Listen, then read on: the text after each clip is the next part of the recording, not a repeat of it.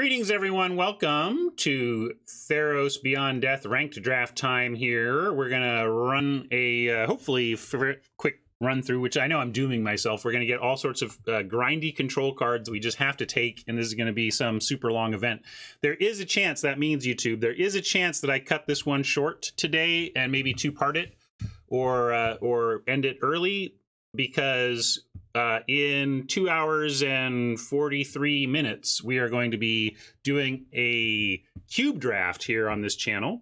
I'm going to be drafting an historic cube with Ethan, aka Lord Tupperware, who will also be streaming the event, and we're going to be battling against viewers from our respective streams, and that's going to be a blast. But to make sure I hit that schedule, I'm going to make sure that I end this one early enough to be on time for that. So hopefully that doesn't happen, but if so, it might. I just wanted to give you that little warning up front. And I want to give you another little warning.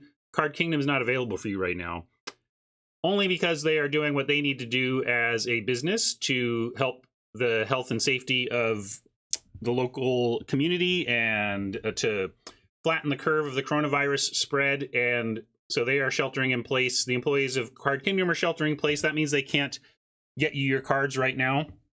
But as soon as it is safe to reopen the business, and as soon as it's safe to play tabletop Magic again in big groups, that'll be great. When we're doing that again, I'll take a lap around the block with my arms in the air. But in the current situation, I just want to thank Card Kingdom for continuing to support me, even though they're not delivering card orders. And I want to tell you all that when they're back open, please give them a check out on my behalf through my affiliate link down in the panels below. Let them know you got there from here. All right? Cool. Thank you. Let's check out Pack One, Pick One. We do have 5,000 gold to pay for this one, and I'll get into draft view. And we'll see what we can see. Ooh, I don't think this is a mythic we actually need for our collection building, if I recall correctly. And is it good? I can't remember. I think I've played against this and thought it was all right. What does it do? Okay, indestructible. Yeah. At the beginning of your pre-combat main phase, exile target card from a graveyard. If it was a land card, add green or red. Otherwise, you gain 2 life and it deals 2 damage to each opponent. Is that good? Doesn't seem like super bomby. But it's a mythic we need for our 4X, so I think I'm going to take it, and then maybe we build around it. It pings all game long, provided there's fuel in any graveyard, and you can fuel your graveyard, and if you do stuff from your graveyard, it still hurts your opponent. Okay, yeah, that's fair.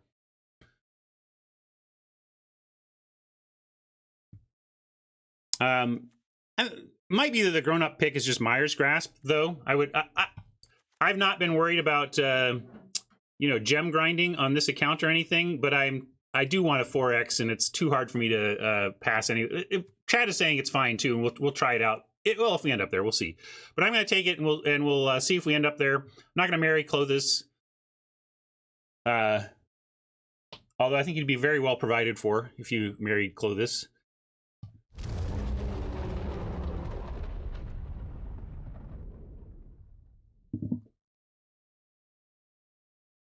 Nothing much matching Clothis here. We could take Return to Nature if we were just really trying to cling to this pick. But I would rather just hedge towards Gary. Yeah, not a great pack 2. And certainly Myers Grasp into Gary would be a stronger start to the draft than potentially this. We could also take Mire Triton, which is a solid card. But I think you just want to take the early Gary build around and see if we hedge that way. And if we don't play black, maybe this is the last black card we take in the draft, right? But given that early on, like later you might think this is the type of card that might beat Gary later when we understand what our deck is doing. Maybe our black devotion isn't quite there, or we just need 2s, like we desperately need 2s, or we need Death Touch on the ground. There are reasons to take Mire Triton over it, but early I want to take Gary and see if we can just make it work, because there's all sorts of synergistic stuff you can do to abuse Gary. Whereas the other one is good, but is just sitting there doing its 2-1 thing. Here we get a drag third. Man, kind of apparently the grown-up pick would have set us on a lovely path, but this is fine. Not gonna turn down a drag. Oh, Craig, because we Magic players are so clever. Do you see how it says Gray, but if you switched the A and the R, it would say Gary? Isn't that funny? We are hilarious Magic players, Craig. That's why.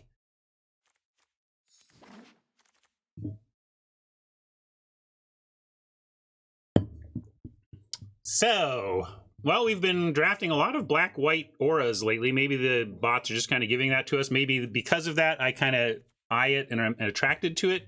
We just take Favor. Favor is the only black card here. It's playable. You know, this is a fine card, right? But I don't think in the abstract, if you had no idea what we'd pick so far, what would you take here? Like, what's just the straight up best card in the pack? It might be. It's not a great pack. So actually, given that, I think I just take the Favor to match our black. I mean, this is not better, very much better or worse than any of the other best stuff in the pack.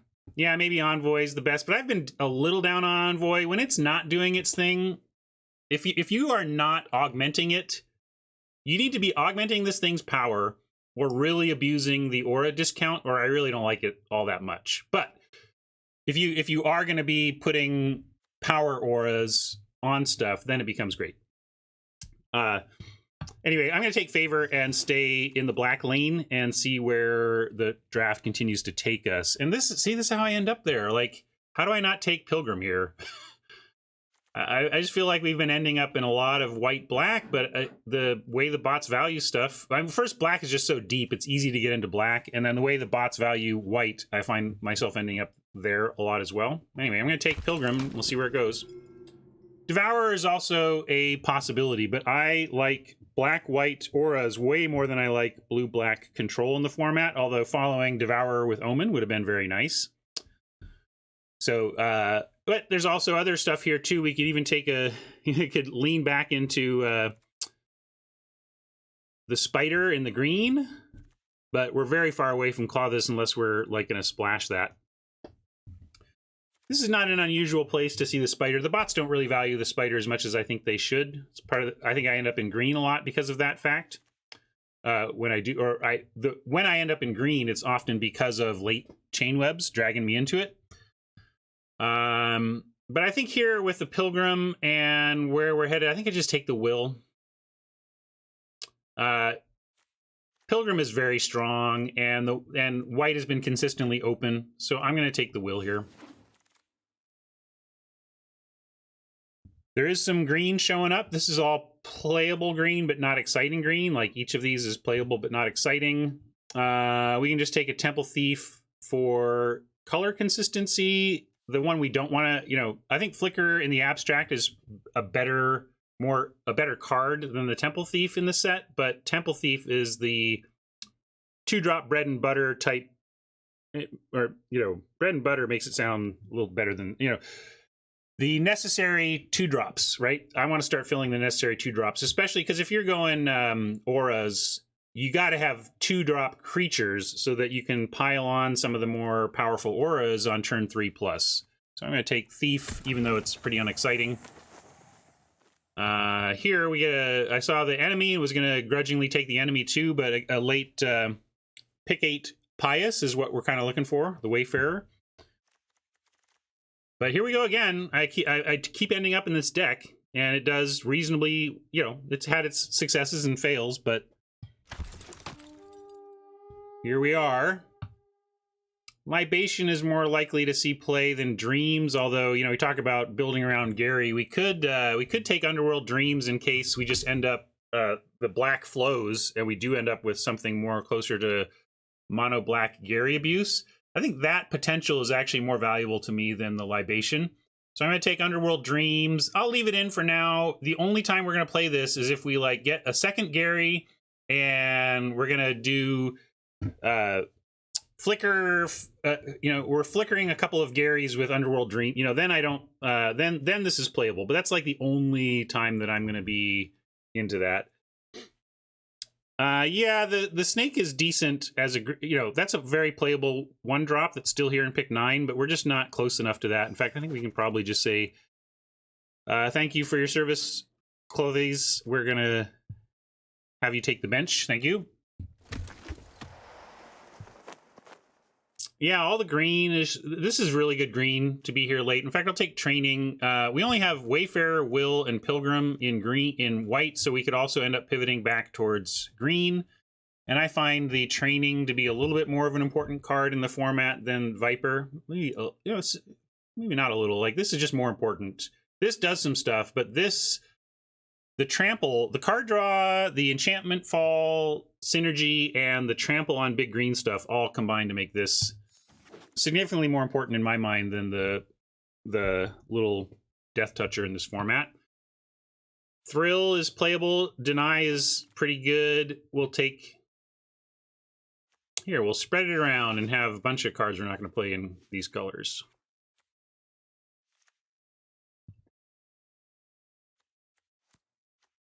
I mean, we can want to leave that stuff in. We could. The Final Flare is pretty playable, so maybe here I'll do this just in case.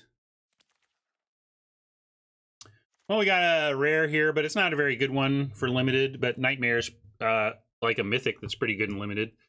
So we're gonna take the Nightmare here pretty easily and look for possible wheels. Ugh, the wheel situation does not look good here. Probably on a Temple Thief on the wheel, maybe a Glory Bearers. Actually, Glory Bearers would be good for this deck. So let's try and get this one on the wheel. Yeah, this can do some stuff, but whatever. We're not green, really. We don't think we're going to be green. We're not green right now, that's for sure. All right, this is a bit of a pick time. Black is where we're most sure, so we could take something like... No, we're not taking any... None of these black cards are worth picking second here. So I would rather hedge towards red, actually, with an Omen. Green with a Chimera, or we can just take... We'd probably just take Hero. This is fine. Hero's good. Mike, you really want to go 5 color? I don't think we have the... are you serious? Like, I feel so far away from 5 color good stuff. I can't tell if you're serious or not. Because it surprises me to hear you think that we should... you must be joking. All right, Mike's got to be...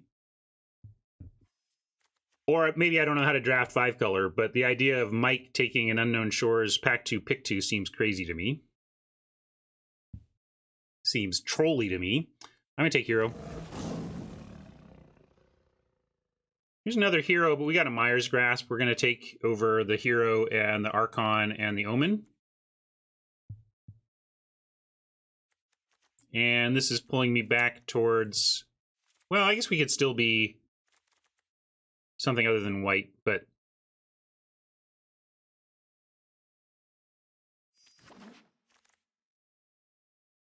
Ooh, nice Apathy here. Saw the Chimera and was going to settle for that, but Apathy is perfect. Findable by our friend the Pilgrim.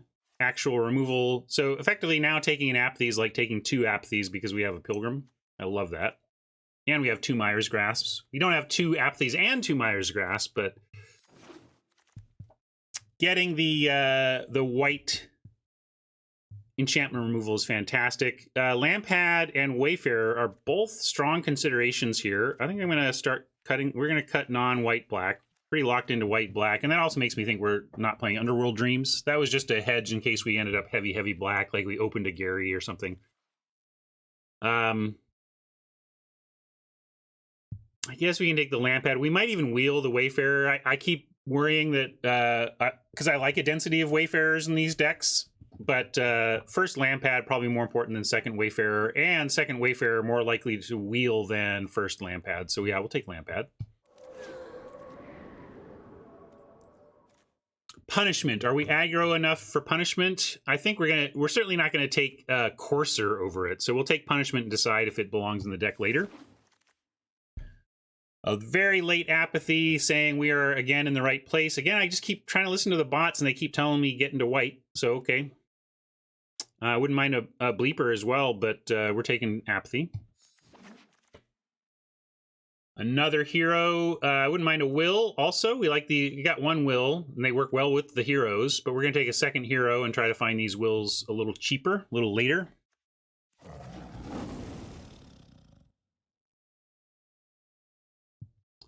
Temple Thief. Could add to our 2s, but no 4s yet, and Glory Bearers does help with aggression. You know, making these heroes attack as 2/3s is no joke. It can turn it from no attack possible into, hey, we got an attack now. So not the most important card in the format or most impressive, but it slots in well here. And I like it better than the Unicorn in that way. Will is, we have 2 Heroes of the Pride, and that's a strong consideration for the Indomitable Will, because willing up a hero mid-combat with like a Pious Wayfarer out even or something is serious game.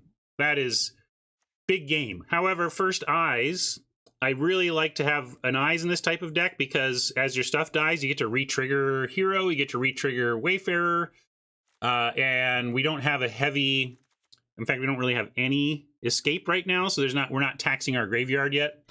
So I really do want another. I would play a second Will in this deck easily, but we're going to take first Sentinel's Eyes over first Soul Reaper and first Will. Or second Will, sorry. Oh, did we have one? Oh yeah, Favor is escape. I missed one. You're right. And perfect. Omen, pick 11 Omen is just perfect for us. We have 2 heroes. We're looking to pick up more Indomitable Will type. Well, really, is there, what other flash power and toughness increasing enchantments are there in the format? Are there any other ones that I'm forgetting? I guess Mantle in blue, right? But in these colors, I don't know about these colors, but really want to try and work the hero angle as much as we can. Yeah, Aspect of Manticore and Mantle. Good call. Hey, it came back around. I gotta trust in the wheeling of the Wayfarers a little more. This is amazing for us. Second to last pick, Wayfarer. Bullseye. Apathy is great, but we have an Eidolon, which is perfect for this deck for the most part. Although, ironically, Apathy and Eidolon are not friends. When you exile the enchanted creature, it doesn't trigger the Hateful. However, Myra's Grasp does, and just having stuff that might die with enchantments makes it correct. Thassa's Intervention, nice rare. We're nowhere near that, though. So I'm going to take Eidolon number 1 over Apathy number 3. And then hopefully we get a Grasp or 2 here early. I mean, I know we already have 1, but like Myra's Grasp is Eidolon's best friend. So we're going to hope for another Myra's Grasp and see what happens. No Myra's Grasp here, but we do have an Inevitable End, and that counts. This works with Eidolon and is on theme. And we probably hopefully we wheel Envoy with how the bots have been picking white this draft. If we wheel both of these, I would take first Envoy over second Eyes, but we're definitely taking Inevitable End here. Another Wayfarer we can try and wheel. There's a Blessing that we would love to have here, but I think we want first Peggy over first Blessing. You guys on that with me? Spinner's nice, but we're nowhere near there. Yeah, Peggy does a lot of work. This has been the fastest riser for me in the set. I think it's probably just better than the Chimera now, you know? It just does more in the format. Although it certainly loses in the arena against the Chimera. Soul Reaper, I don't care about this. Like, we have Lampad, so we have a sack outlet that's cheaper. If we wheel, I bet we wheel this and then we take it there. Or we probably take the Wayfarer actually, but I'm gonna take Peggy here. All right, we get a Blessing back anyway. We could take a Triton. Although our 2s are pretty decent. 1, 2, 3. Well, this isn't great, but they're playable. 4, 5. We have 5 2s and 3 1s, and expecting a 4th. I expect a 3rd Wayfarer on the wheel. Yeah, the white Devotion Chimera is what I'm saying. I like Pegasus more than now. Depends on where you're at with your deck, but like pack 1, pick 1. If Pegasus and Chimera were the 2 best cards in the pack, I think I would take Pegasus early. A little more flexible in its application. Anyway, Triton or Blessing. I think we need to be able to protect our key creatures like Hateful Eidolon. They're going to go after our Eidolon when Eidolon hits and stuff. So let's take the Blessing. Mike wants Triton Wheel Marauder. Yeah, that was the choice. It was Triton or Blessing, and I just went with. I get it. We do need creature count, but this is so. I just want one of these so much in these decks, and here we can take a Soul Reaper. Here's where I don't mind a Soul Reaper pick. Yeah, Unicorn. I'm still not into the Unicorn as like how we're gonna do this, but maybe it would be okay. I'll take it on the wheel. This is still too early to me. I would rather take Soul Reaper. Mike likes Unicorn. Well, I'll pull this one. I was on Soul Reaper, but if you all think we should be kind of getting a little aggro with the Unicorn, we can try it. Let me see what chat thinks. Unicorn or Mogus. And Mogus means the creature, not the favor. We've already got a favor, and I'm not taking another one. Haj wants favor. Do you see we have one already, Haj? I don't think I want 2 favors, and we need more creatures right now. I think I want to get a creature going. But maybe 2 favors is correct with, I mean, it's so powerful with Eidolon too, but I don't know. I feel like 1 is correct for right now. But if you're strongly in favor of favor, you can type favor and I'll take a write in.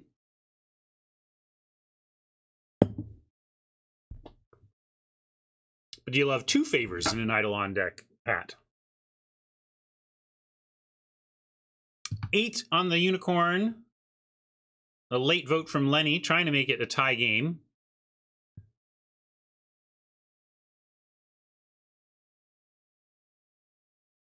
Haj thinks it's so good with what our deck is doing that favor is worth, a second favor is worth it. Too many what, Pat? Too many favors?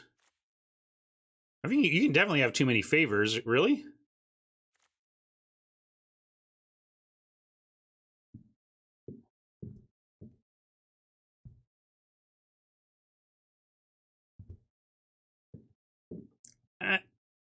I disagree, Hat.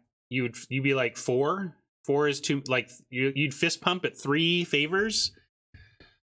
I'm gonna go with my instincts and up our creature count with the Soul Reaper. Oh no, I said I would follow chat, and chat technically voted for Unicorn, so that's fine too. At least it ups our creature count. We'll give it a try. Wayfarer number 3, although we're gonna get Wayfarer number 4. We could just take Omen number 1 and try to wheel Wayfarer number 3. I'm gonna take Omen here over ostensibly better Wayfarer on the, yeah, it's flash, so it works with the stuff we have, but also I really do think we're gonna get a third one, and 3 is fine. You know, 3 is good. We'll play 3, but we don't even necessarily need 4. And my expectation of the wheel is based on what's gone on in this draft so far. We have another Omen we could grab. I don't know if we're running 2 though. Maybe, but we're fundamentally low on creature count as it is. And even though this gets you 1 back, it needs to die first. I think we just take a boring Piper. Although, are we playing Piper over even like a Temple Thief? It's fine, true, but I just don't even know if we end up running it. But yeah, I'm kind of with Mike that I don't think we end up playing either. You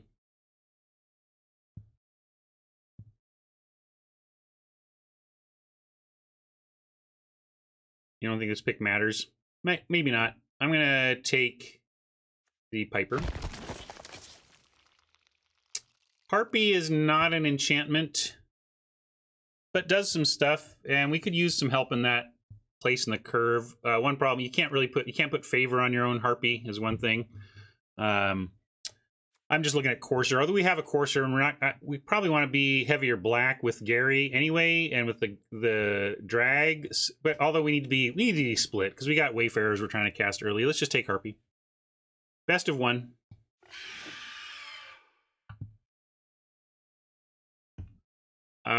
Look, red. Look, everybody. Red was open. Oh, Vault Progress over Rando. Is this an aspect deck? We do have Enchantment Fall. We have, you know, we got our friend the Hateful. So, but there's Vault Progress. I guess we'll take aspect. We're low at 4 too, so it could make it back. And look, our friends that we expected back came back. Let's take the Wayfarer as expected. Marauder, actually not a bad pickup too. Wow, second Marauder, second Mogus. Do we take 2 Marauders here? They're, I don't necessarily like to, I barely like the first one. And we have one, didn't I take one?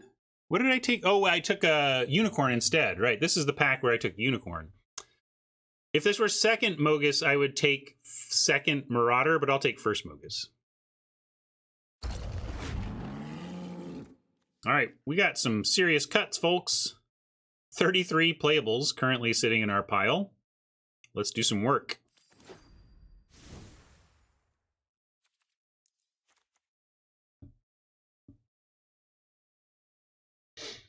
Yeah, you're probably right in this type. Like, this is the challenge of the devotion mechanic, of course, is that it compels you to play things like Nyxborn Marauder, which in some random normal set, we would be pretty offended by this card in the sense of like, 2 black to play a vanilla 4/3. I don't think so. But in this case, you know, it does support things like Gary. But as Hat is saying, you know, they're tough to cast, and we have a lot of cuts to make. Let's see where we need to make our cuts. We're 19 creatures, 14 non. So we want to focus our cuts on non-creatures, but we have a few creature cuts to make. So yes, let's start by assuming that the oppressive double color creatures are not where we're going to be at. We talked about, yeah, Piper, that pick not really mattering because we'd rather have the Temple Thieves over the Piper anyway. And it's already hard, and we're at 47. I think we got to cut a Harpy. Got to cut the Aspect. Yeah, got to cut the Punishment. Good call there. The thing I like about the Temple Thieves is that they have over the Piper, Craig. Like, what is Piper doing for us? It dies, and we get a goat. Like,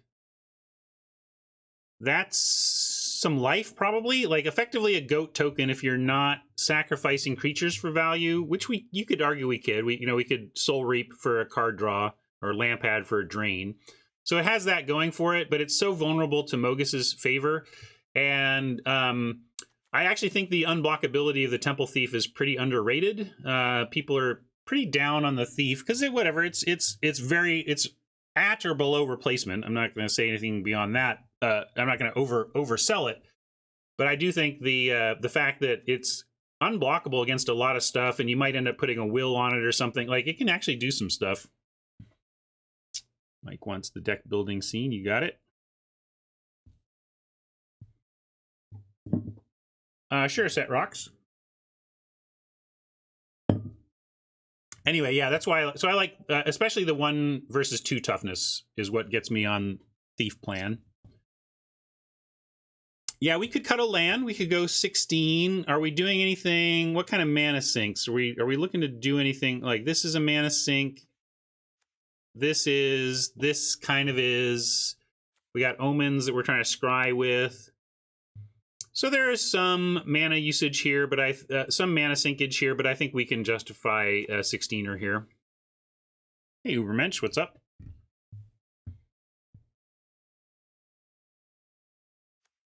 Omen of the Sun could be cut. It does appeal to me with the hero.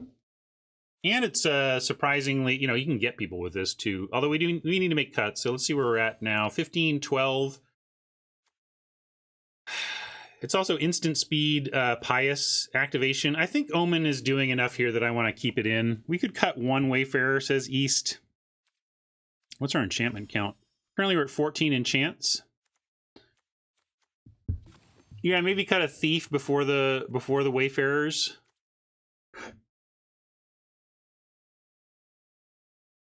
Yeah, we have 2 heroes and a desire for instant speed enchantment ETB. So a thief. Yeah, maybe the unicorn's correct too. Does that put us too low? We're at 13 plus a omen. So we have this is like a 14 creature deck plus an omen plus a raise dead effect.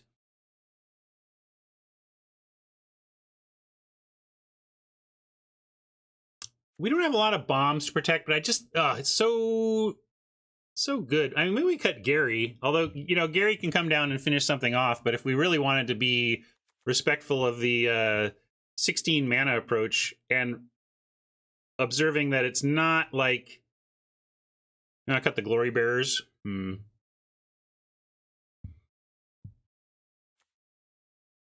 Mike wants 1 4-power creature. We do this over Gary.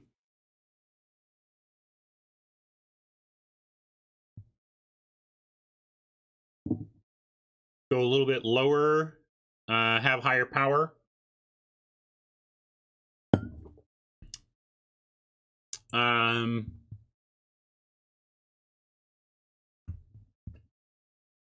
GRS wants 17 land. Pack 2, pick 4. Anybody remember? I don't remember.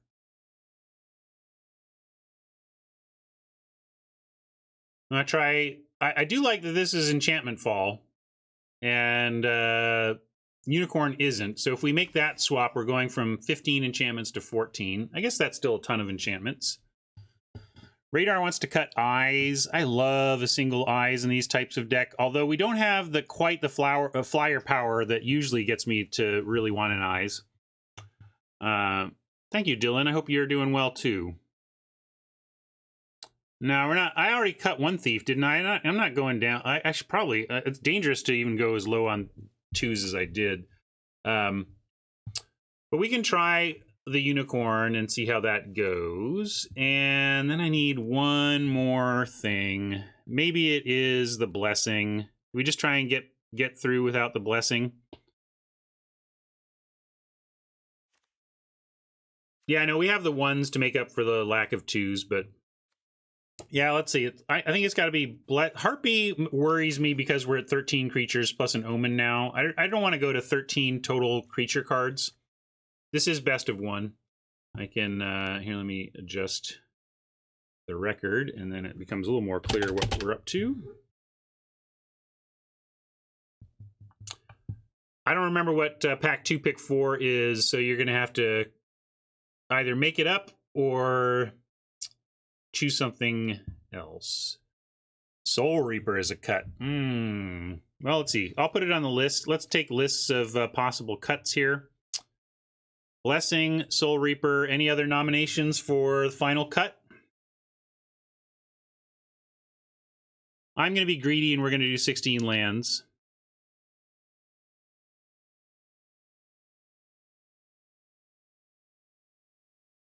Mike says Reaper's not too exciting. It's not too exciting, but 16 versus 7. It's not like you go to 17 land to 16 land, and at 16 you're just never seeing more than 4 lands or something. I think this, as an enchantment creature, does enough. All right, let's cut Blessing and go. And here we are again. I've made a lot of familiar jokes, but we don't even have a familiar in this one, do we? There's no, like, let's... Yeah, we can do a par poll if you want today, but what are we calling this? Think Harpy's better than Unicorn? We're going to try the Unicorn today, but I hear you. Harpy is fine.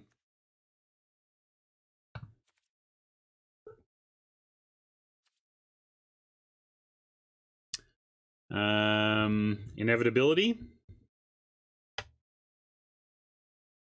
I'll play off true and go just call it Inevitability.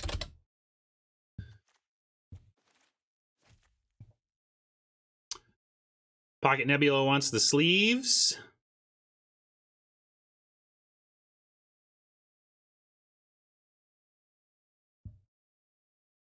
Mirage lands and a deck box. So what was the deck box choice? Anyway, I'll go, here's the sleeves.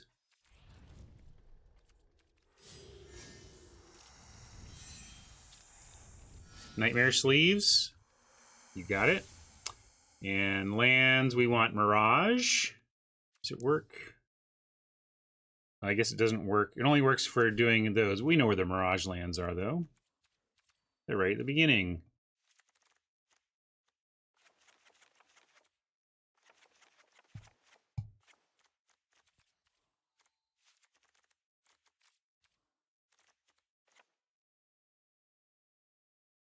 Yeah, I don't know what Pack 2, Pick 4 was, though, so Double needs to choose something, or we can guess. Pack 2, Pick 4. I don't remember what it was. I think it, yeah. All right, unicorn on the box it is. Let's get going. Oh wait, I want to see the unplayed white and colorless here. Oh, no colorless. Let's try that again, though.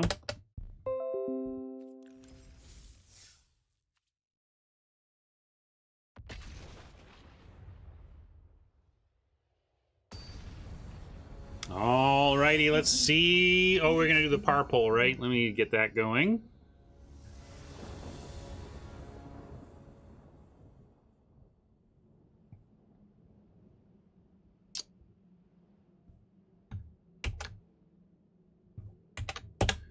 If we played this out 1,000,000 times, what is our average win count? We'll keep this, of course.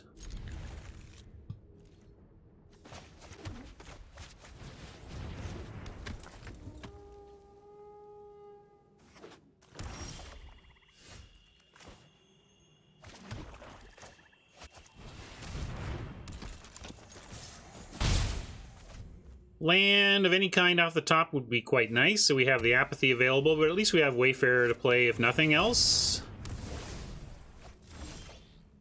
Alright, it's Wayfarer time. Hopefully we get that other land soon. We drop the Omen, maybe even as a flash concern. Well, shoot. Not going exactly the way we want here, but we do get to create both of these, get both of these to attackable levels.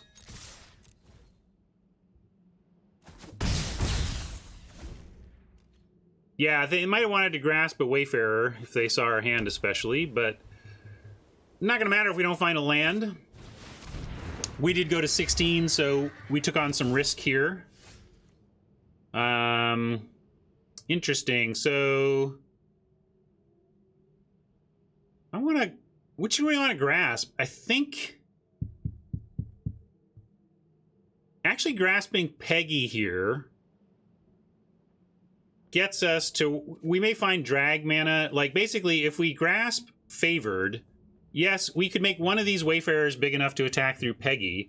But what I like is we get the Peggy and then we can attack with the Wayfarers cleanly again. And we can use Apathy or Drag to eventually get the Favored. So let's clear the way for attacks here. And maybe draw our what we're looking for. Yeah, hopefully we find any land would be great here, please. No, but maybe they'll play something with 1 toughness that we can get.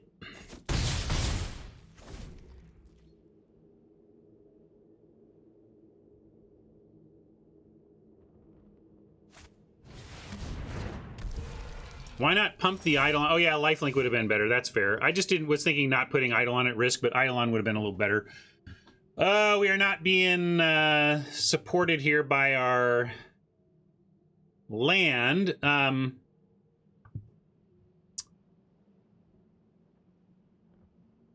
Giras, yeah, you might. I'm being a little bit greedy on that front, especially with the Unicorn. I think if we drop the Unicorn back down to like a 3 drop, then the 16 is a little more justified. GRS. There's not a lot of sinks here though. Yeah, that's what I was thinking. I think we need to now try and trade off one of these cards. And let's, yeah, then we got nothing else to do. So we better continue to be aggressive and force some tough trades from Oppo. They can't trade favor. They gotta give up their Chimera here or take 5. Probably means they have to take, oh, they're just taking it. Okay, I'm in.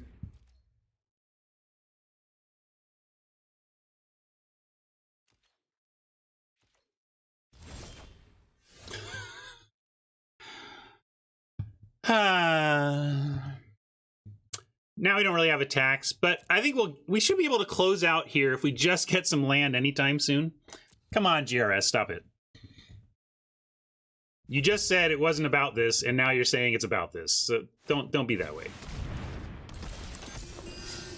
I could take attack for trades, but I would rather just find a land naturally and then have an incredible potential attack. Like, we can send in now, and we have Omen.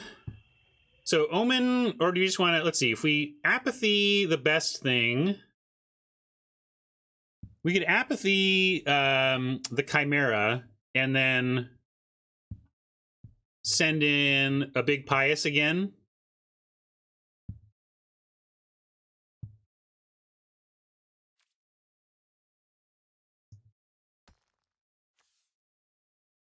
Well, no, but you just literally, GRS,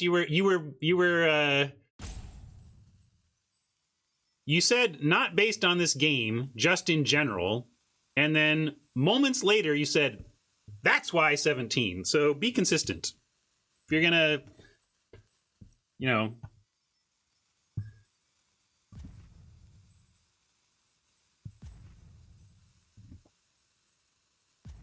Yeah, let's go. Anyway, let's put apathy on the Chimera. That's the 3 power thing they have. And then, oh, I was interpreting him because we failed to draw yet another land, and then what? No. I mean, anyway, let's move on. But maybe we're failing to communicate with each other. What's the right distribution? We can go here and here, and then create decent attacks everywhere.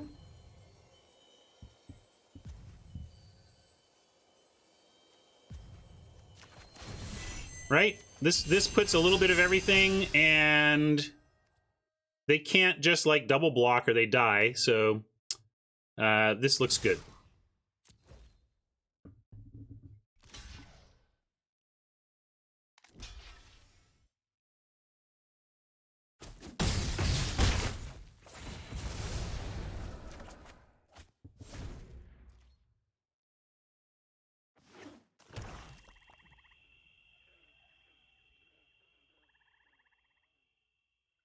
But I'm saying, GRS, what did you mean then by your comment, that's why 17? Or is it, anyway, whatever. I hear you. Let's move on. Clearly, however, I misinterpreted what you were trying to say. All right, so now we got our other land. What can we do here? We can drag. We could drag away, but then we can't play anything that creates a pump. We could play the Marauder and pump 2. We could Pilgrim, get eyes, and put eyes on something. There's a lot of ways to do this.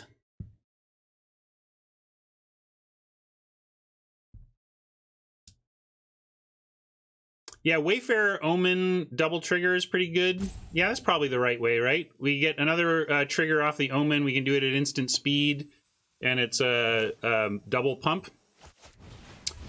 I like the Wayfarer send in and use Omen to wreck them.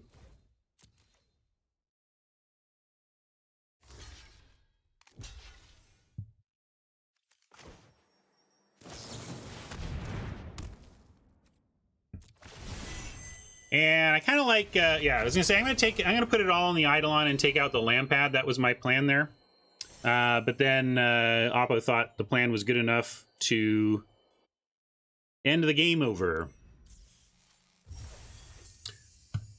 let's be friends, GRS. I'm going to take a bio break. You're going to tell me if we made it back to 17 lands, exactly what change you'd make, and I'll consider it. We can talk about it. I don't. The thing that makes me nervous most about the 16 lands here is the unicorn. I did this because chat wanted to do it, really, but my inclination would be to cut unicorn and play like a harpy to lower our curve significantly by 2 points and keep, then we're talking about 3-4 drops, and this isn't even a 4-drop. Like, I don't think this is an incorrect mana distribution.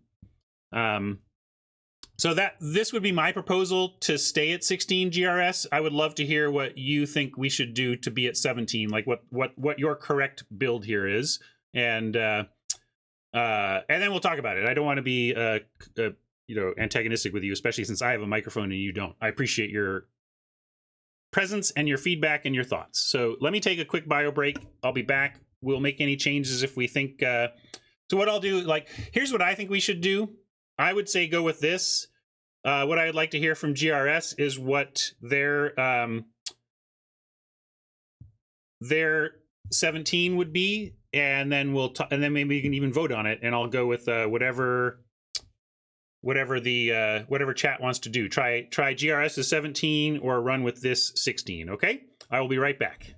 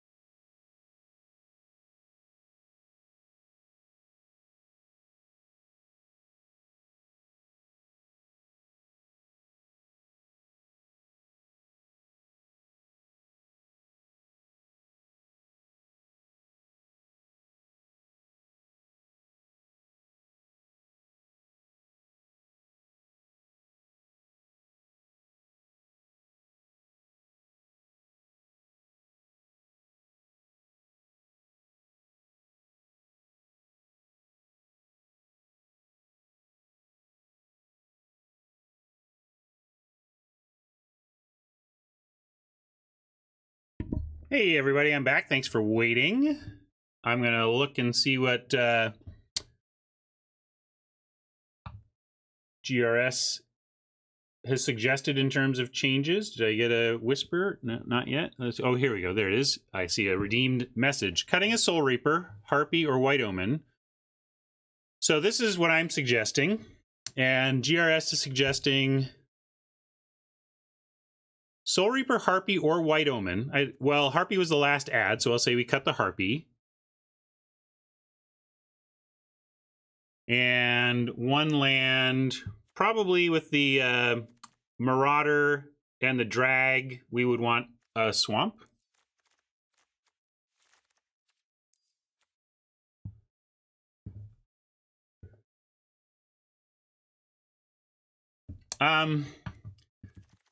I think if you're talking about the difference between, well, 12, effectively 14 bodies, 13, you know, the difference between like 13 and 15 when it comes to the effectiveness of the Soul Reaper is pretty minimal. I mean, it's something, but it's not, I don't think that's the biggest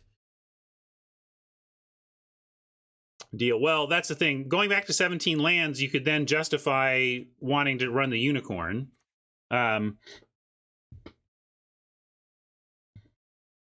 Yeah, Mike thinks there's a line to go even smaller, get rid of the Marauder, and bring in Punishment. Here's the total pips. 12, 11 currently for that one.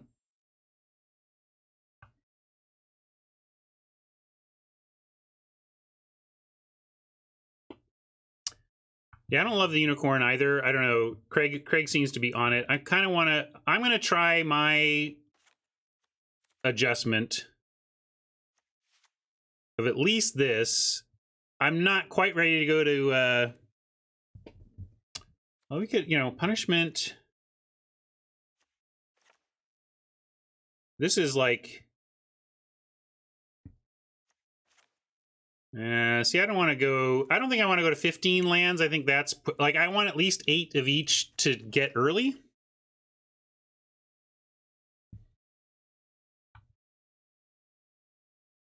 And losing that creature just puts us too low on him, I think.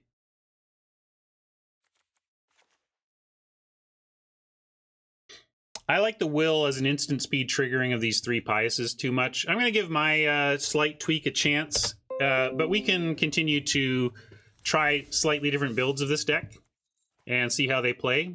It's not going to answer any of our questions definitively, but we can get some different looks.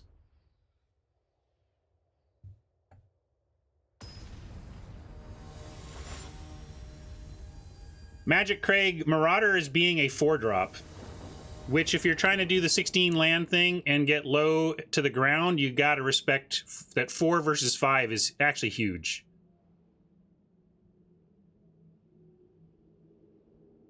And I don't think, like, the job that Unicorn is doing is kind of being done by the Wayfarers in the sense of, like, getting stuff through.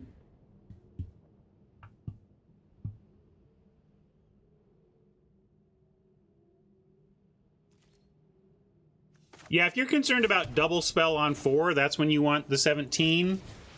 But I'm less concerned. Our deck is pretty well built to go 1, 2, 3, 4, even with 16 land. And it can do well on 1, 2, 3 if needed.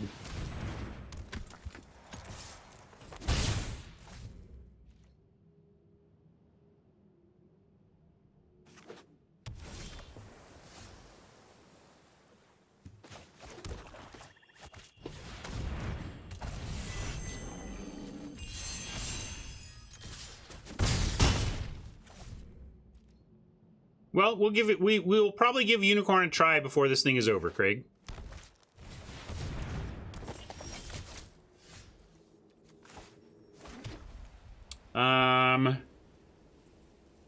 Interesting. Okay, we get to drop...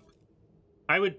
If we go Eidolon, Grasp, we get 2 triggers, but then they probably don't block. What I want to do is give up a point of Wayfarer power from the Grasp by waiting to Grasp after combat.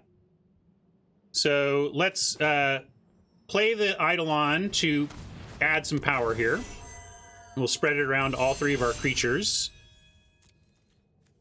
And then we get 4 in for sure. Oppo's got to block one of these. You don't run a Wardens to not block. And then we get to take out the Wardens and draw a card. Maybe they can come up with not blocking. I mean, that's okay for us too. We just hold up the drag. Well, we can't play the drag, I guess. I mean, if Big Ben finds a no block here, it's Soul Reedy slash, you know, I just don't know why you run a Wardens in your deck if you're not going to say, if you're not going to make him have it in spots like this.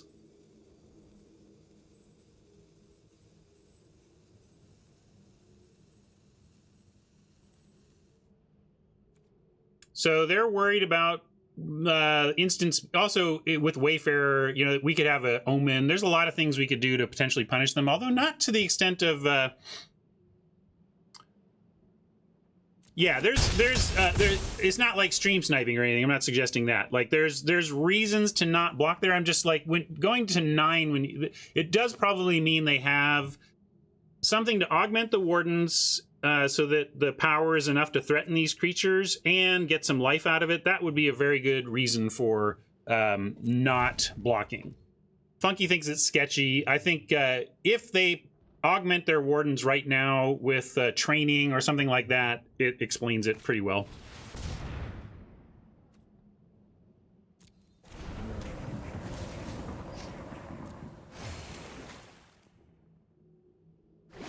Uro, very solid, of course, but we actually have the drag for it if Oppo manages to find a way to get it into play before we close out the game.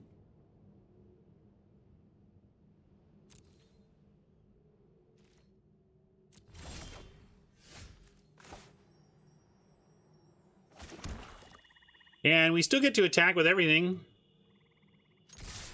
and run this gambit.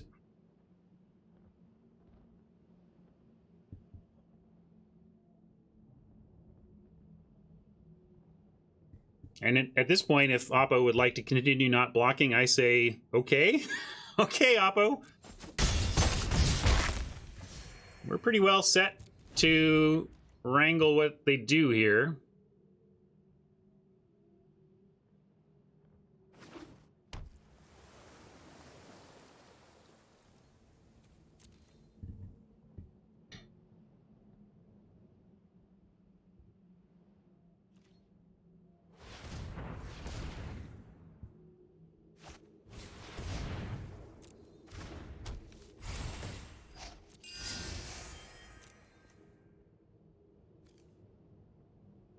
See what they do here. Hopefully bottom.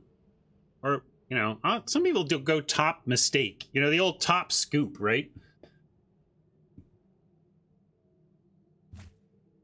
Yeah, with Doomblade in hand and Grasp, like, we're just going to drag this thing to the Underworld, and I guess that's only 6. Yeah, I'm just going to keep holding.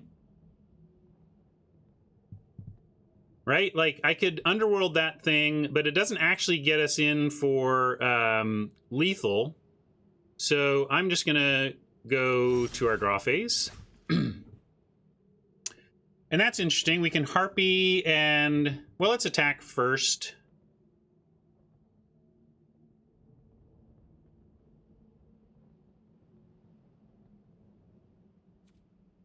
Yeah, I could have done... That's fair.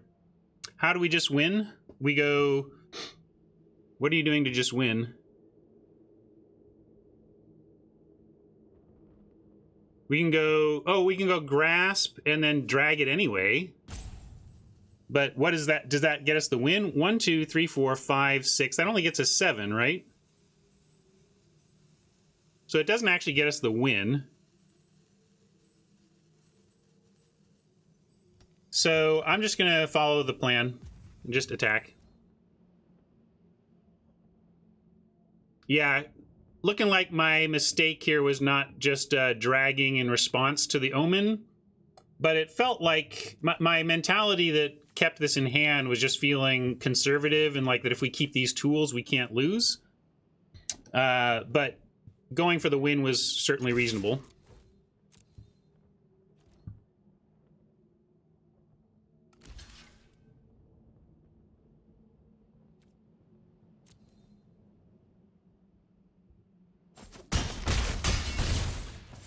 Kind of feels like a deny. I'm going to actually play the Harpy and then see if we can get a counter out of it. There was a pause, but that could just be the Omen. And we get Uro, so that's... I mean, Uro wasn't really going to be a factor here. Again, you can make an argument for, like, whatever. I could Myers Grasp, but I don't even know if we need to. I guess we have drag after. Yeah, we'll go ahead and try. I'm kind of expecting this to get countered, but if it does, we have drag ready, so...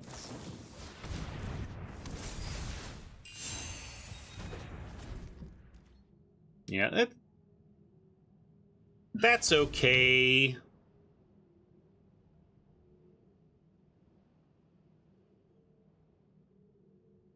We're still in excellent shape, which is why I risked that. Although them getting a bunch of life back here is annoying. That, though, is kind of bonkers. That should just get us the win, right? So let's drag the Wardens.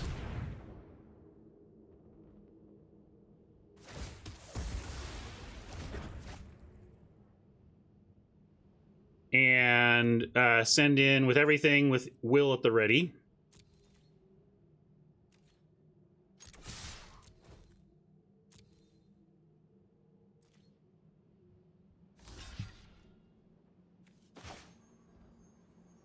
And we can even save the Eidolon and still go for the win.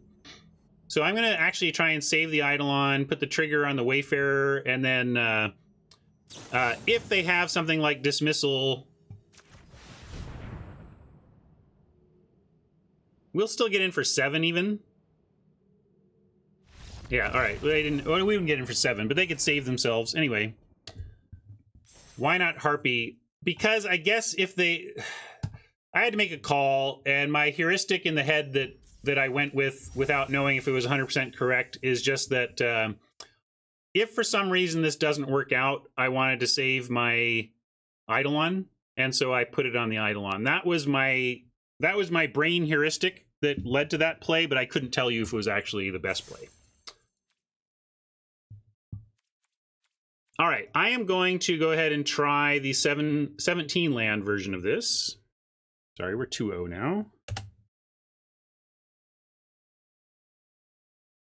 That's true. There were other ways to save it. But again, like I said, Haj, those are the kinds of decisions I make in the moment and don't really... And I'm trusting my heuristic brain, and I haven't actually thought it all the way through. Yeah.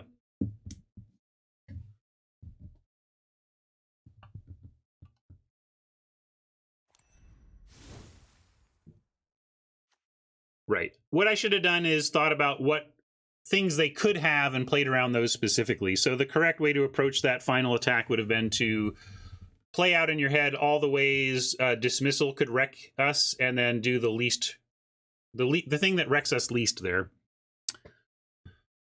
All right, so I'm on GRS, you build the deck. GRS, I'm 100% following you right now. So GRS wants to cut Omen for a swamp. Punishment and 2... GRS, be very specific. I'm just going to execute the changes GRS says. We're going to try that build. Did you want the unicorn in? Did you want...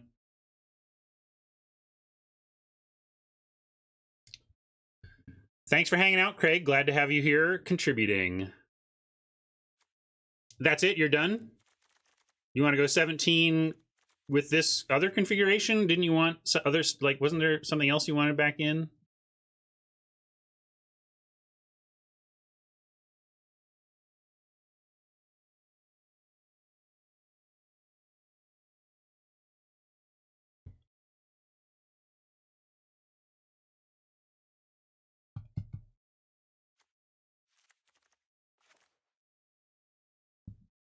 I'm gonna go. Am I going with this, GRS? Okay, not me. It's toss up for punishment.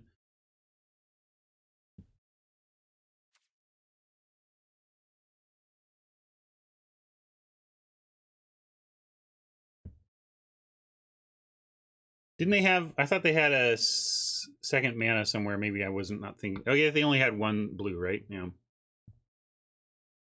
Okay, so GRS wants this cut an omen for a land and just make sure we don't. Here, actually, we'll do the trick too. I'm gonna go since GRS's only change is to drop an omen and add a land. We're gonna add a single Theros swamp, and this represents the swamp omen decision.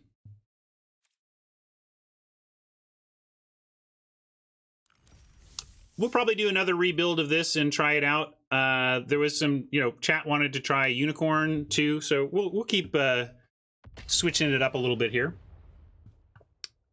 The deck isn't changing its win percentage all that much with these changes, by the way. We're just looking for little edges. The fundamental core of the deck, of course, stays exactly the same. These cards we're pulling in and out might not even show up, so it's, again, these are just data points. They're not conclusions, but it's fun to tinker and try to find those little edges. This looks good.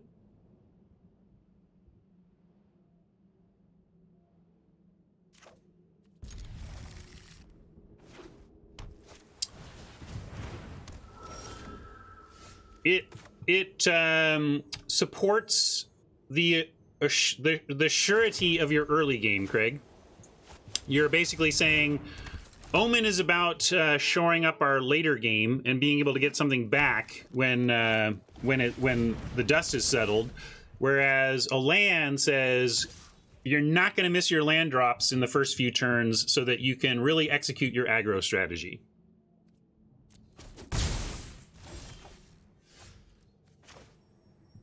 Lucky East?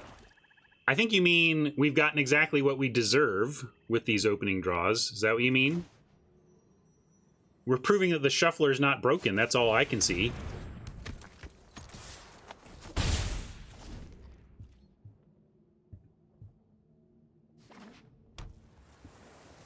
I put out Temple Thief before Hero because exactly this. If Oppo does decide to use removal in this situation, I want it to be on our least valuable, and Hero's a little more valuable than the Thief.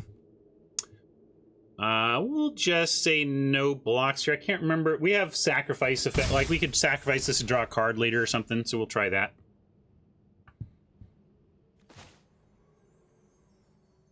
It won't work with the Eidolon trick because it has to be an enchantment we control, but nonetheless, saving it to sacrifice or something makes sense.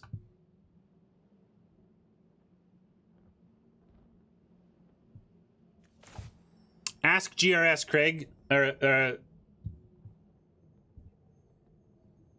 I'm just running their deck. So Hero, I'm gonna. Is it too telegraphed to just stay back with the Pious? I'm gonna try. Let's see if Oppo's got this figured out.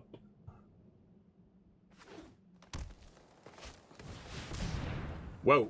Well, we have an apathy target. Let's see if they've got an attack in them. We're gonna play the Omen either way, but we're putting Oppo to a small test here. I would, if I were on my best game, yes, good work, Oppo. When I'm on my best game, I don't attack into such an obvious ambush, but we were gonna make them prove to us that they understood that. Double apathy here. We're gonna apathy this giant though, and let's get the Wayfarer big enough to get in.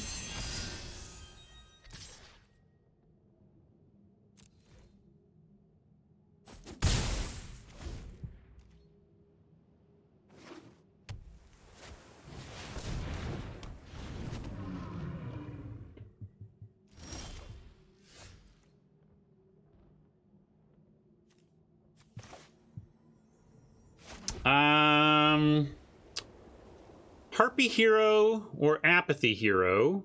Apathy... We do want to get this eventually. If we go Harpy Hero, we're setting up for an Apathy next turn. Let's just Apathy now. We know we're going to do it. And it creates the same successful attack vector for the Pious Wayfarer. Not like we're really crushing him on aggro here, but we're getting some attacks in anyway. If we draw a land, next turn we get Omen and Scavenging Harpy. I'm not going to bother cracking this on upkeep because of that. We'll take a spell, we'll take a land. What we draw doesn't really matter right now. It's action either way.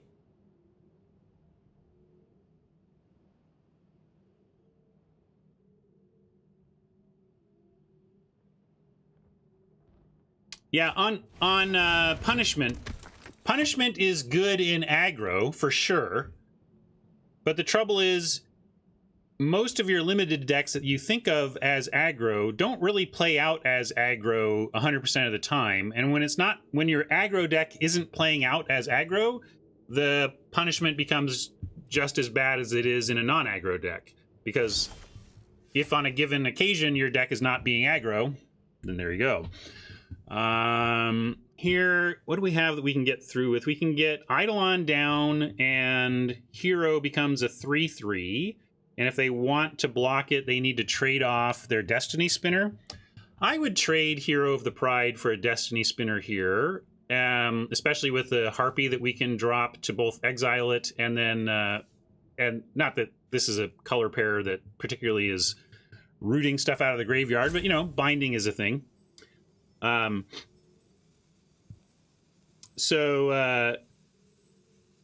Let's do that. Let's offer the hero.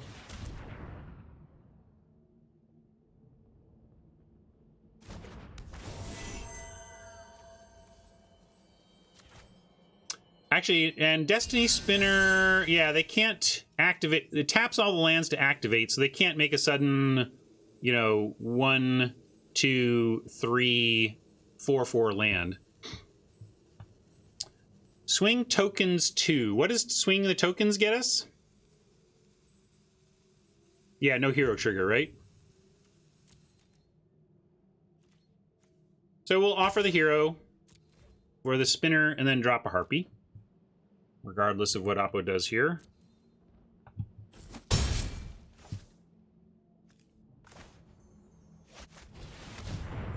No value harpy. Now I'll put a stop so we can at least think about the Omen Scry on upkeep. And don't love that Oppo is getting a Scry off the nerfed Witness, but yeah, if they're using all their mana on this turn to just to Scry, that's not the worst. Let's see if we get a bottom out of that. All right, Scry to the bottom is good for us to see. It does mean they got a useful Scry, but it means they didn't find something on top that's awesome. That's pretty awesome to find on top. Let's go. I am gonna Scry because if we find Drag to the Underworld, we can cast it for 2 black and use it to get rid of this new Witness. So let's go looking for a Drag. Or even a Grasp would be worth playing on that. Or maybe we just grasp the spinner in that case. Will, yeah. If we find Will, we'll be sad that we don't have the planes for it, but I think we want to go for maybe of the 2-drop things that we would like to find, how many of them need white? Because one of them needs 2 black, but if there's other ones that need white, we could justify.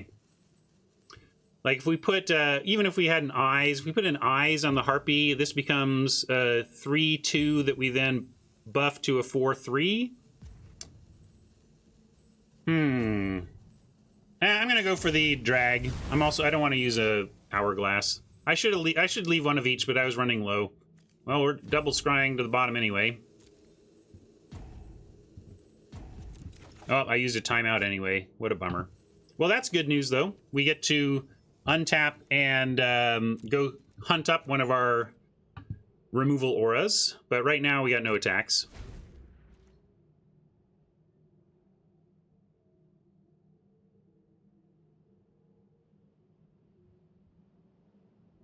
There was enough 2-drops using white that I should have left up. I should have gone white-black, but I was running out of hours, so running out of Hourglass, so I made a call and then lost the Hourglass anyway, so go me. Yep, we can Pilgrim Grasp. If we draw land naturally, we can Pilgrim something else. But I think the only 3 drops we would get with Pilgrim are already out on the battlefield.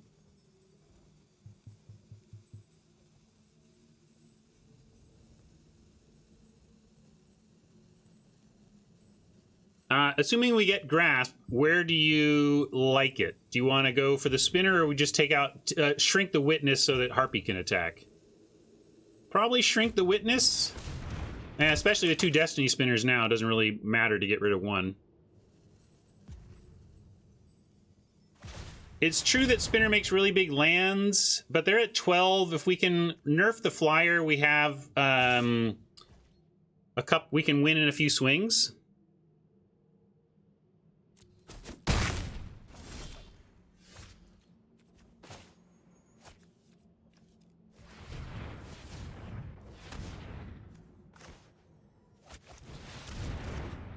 Another thing about Grasping the Witness is it doesn't draw us a card right now. We could do Inevitable End, except that's bad when... Well, Inevitable End would allow them to sack these off, but our Eidolon would draw cards from it. That would be kind of funny. You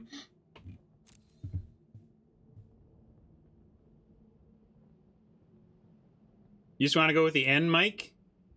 Check for lethal, that's fair. They have too many blockers for this to be... They have 1, 2, 3. Can we hero and make lethal is the question. We're at 0 glasses. 7 attackers plus 1, 6, 5. Yeah, it's not quite lethal, so let's go with the fancy play and go Inevitable End. And throw this on the Witness.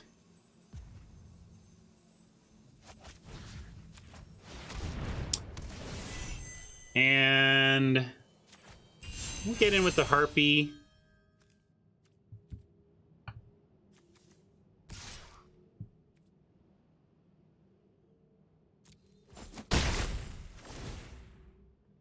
And yeah, they can sacrifice the Brine Giant or the Witness under the Apathy, but we draw cards when they do that. So we're letting them choose to have us draw cards for the time being, but that's fine.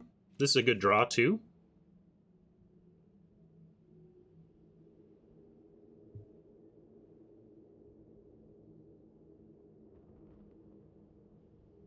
Yeah, there was definitely a pause, right, Draco? They're like, oh yeah, and then like, oh, right. So they learned that there.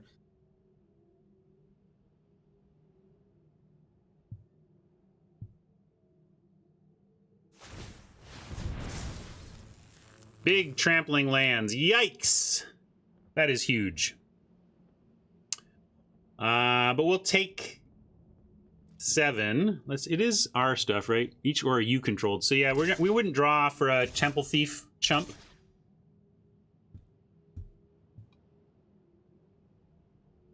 Especially if they get aggro here, all we have to do now is try and survive, and then Indomitable Will on the hero is huge amounts of damage. All right, so 7, 8, 9, 10, 11, 12, 13, 14. That is not lethal, and this forest cannot produce... Can anybody come up with a single green spell that gets them from 14 to 15 here? Now let me make sure my math is right. 7, 8, 9, 10, 11, 12, 13, 14.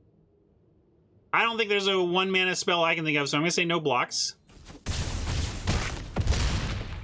And I think we have lethal off the Indomitable here.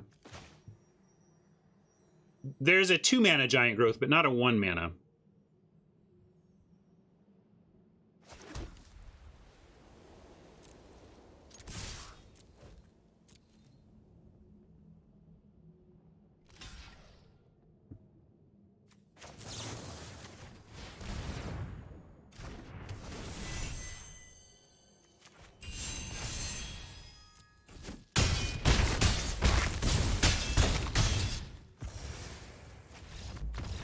We got him.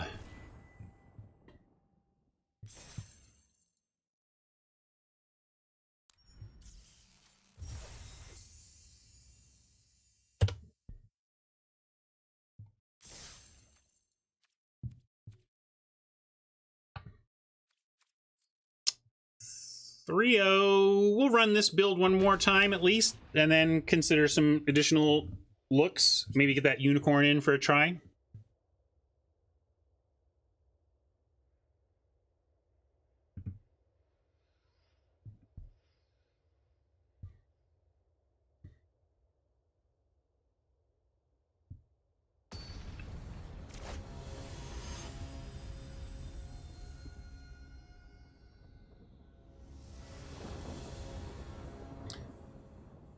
We've basically had this draw all day long. Wayfarer into 2-drop into something enchanty on 3. And it's going much better when we get it on the play, I'll tell you that. And as I said, we're getting these draws, of course, because we're good people.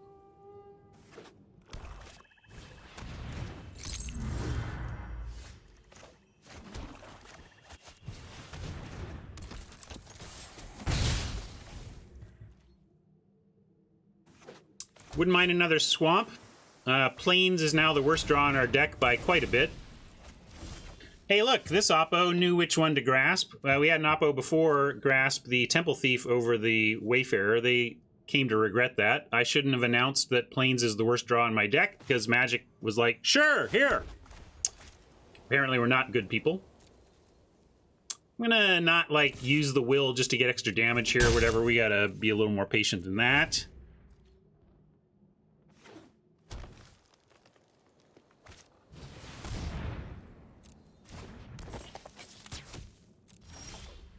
All right, we just got a swamp, so we get a Marauder down.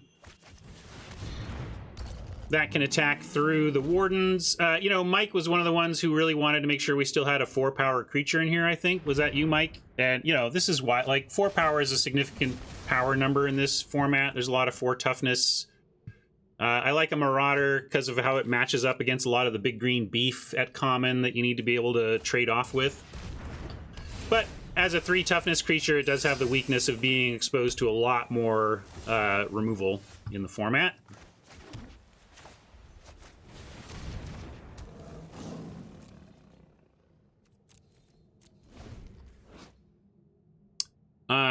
If they block the hero, we can will the hero and win combat against the Wardens. If they block the Temple Thief, we probably just won't do anything.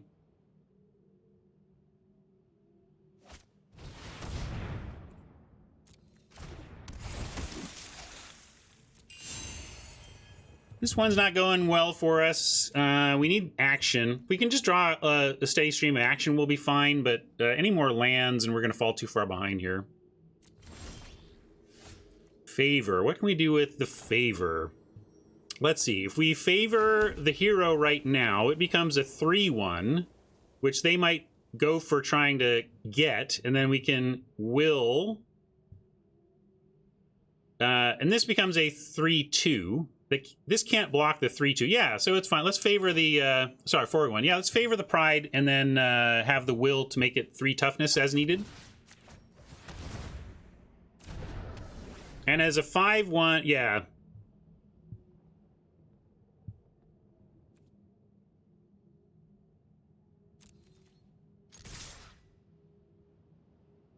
Swing both, and we have options upon blocks.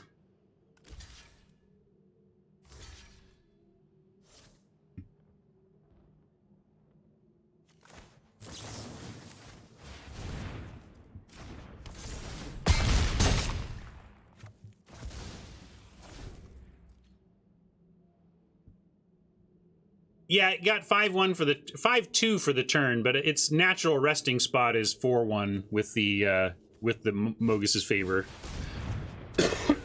That's what people were correcting me on. You're a little late to the party, Wayfarer. However, Temple Thief doesn't have an attack unless we attack with the hero as well. Yeah, I know that Hero Anthem's itself. I was just talking about what favor on a resting post-trigger hero looks like, and I said it was going to be 3 power, but I meant it would be 4 power. 4-1 is the baseline for the hero. Yeah, if we send in hero, they get to trade off Wardens or Naiad for it, unless they think we have something at instant. Like, maybe I've waited too long. This is a reasonable bluff spot. They're at 19. I expect most good players in the face of attacking here are just going to let it go. The downside is that we don't really want to trade hero off for this, but actually it would be okay because then we would have a Mogus to follow as well, right? We could go...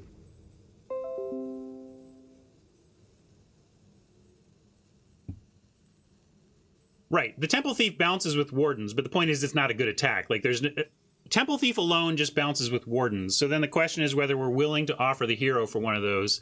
And with the Wayfarer and the Mogus's favor, actually the answer is yes. So I'm gonna send in. Yeah. It's not even necessarily about a bluff. It's not a bluff because it's not a disaster for them to double block.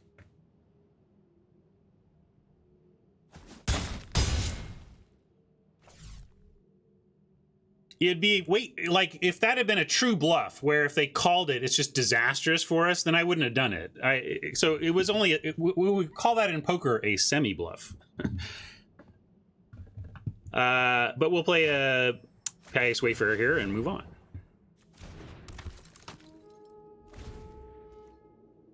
Mike was on swing only.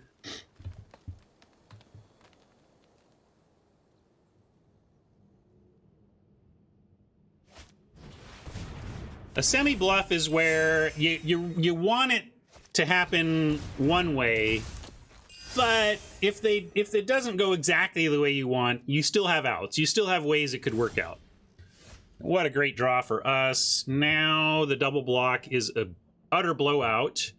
The Thief still has decent attacks. The Wayfarer being held back will actually be nice. It'll suggest that we don't have anything. And, you know, we top decked this, so they can't possibly expect us to have something, you know. It looks like we're offering the same trade again. So I think now we're going to get them pretty good with a double block, but not with a spinner. They'll put Warden and Coves. And we do it like this, and we take out, well, either one really, but let's go for, and they don't really have, like, unless they have the, I mean, we can even pay for the uncounter common, uncommon counter, so we get this no matter what. Is there a reason to drag Naiad versus Wardens? I guess that, huh?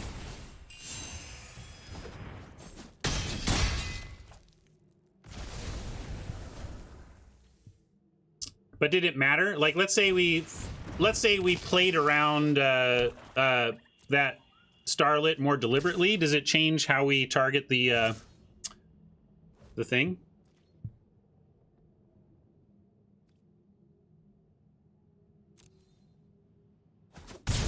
Interesting to play the Devourer into the Mogus's favor, but I'll take that.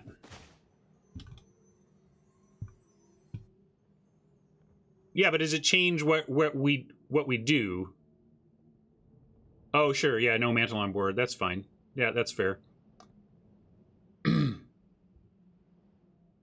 Yeah, good call, Mike. So if I had thought around what they could have there, I would have made a better play. But weird, you would go for Peggy. I just kind of want to get. I don't want to let the black deck get this Mogus's favor out of. Yeah, who cares if they mill? If they mill, that's fine. It still dies.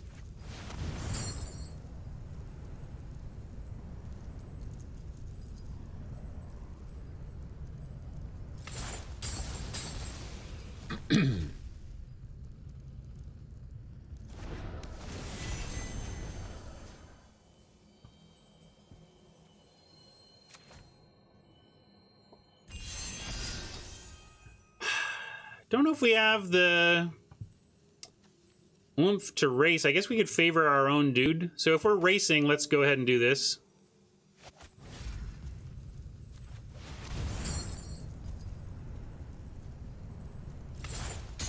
Oh yeah, I should have favored the Thief. That was dumb. I'm not gonna wait a turn to favor the Peggy. I want to get this going on right now. Yeah, I should have put it on the Thief. I just was kind of, I'm at 0 hourglasses and playing a little hasty here. But Thief was correct. the unblockability is real.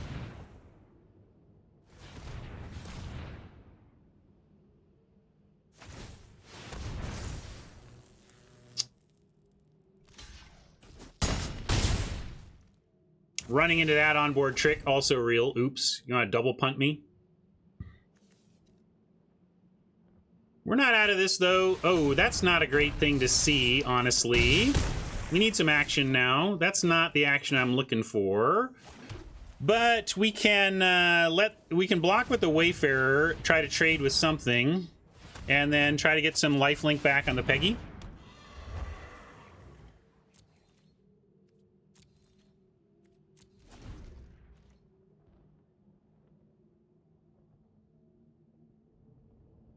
Yeah, I didn't see anybody screaming at me for running into the onboard trick. Oppo got us all, or most of us.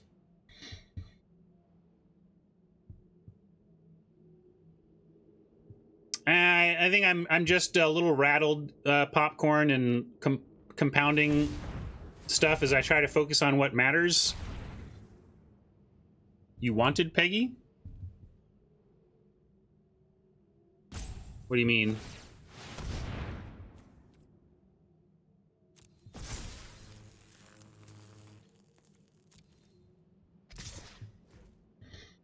So, yeah, I just have to chump here, take 4 to get the favor onto the Peggy.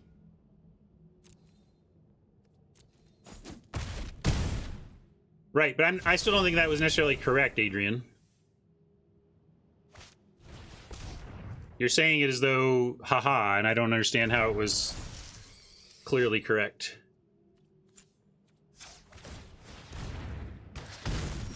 Oh, is that a fight? It's not even a fight, is it? It just deals damage, never mind. Well, that's not the worst draw. 7 mana does not allow us to get life this turn, but we can get there. Well, we can't favor. We can get life and an end. So we go to 8 and we end Renata or something else.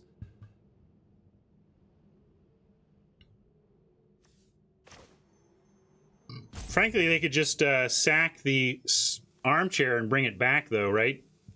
Yeah, so that's not a play. So I guess we go with the favor life plan. I don't know if this is enough, but it's really our only play, because if we do the inevitable end, we just literally lose. Let's see. But if we attack, they trade off the spider, and then we get to 10, 9, 8, 7, 6, 5, and then we just lose to that. I think we're just dead, folks. Yeah, we're just stone dead. I'm gonna scoop it. There's nothing to do here.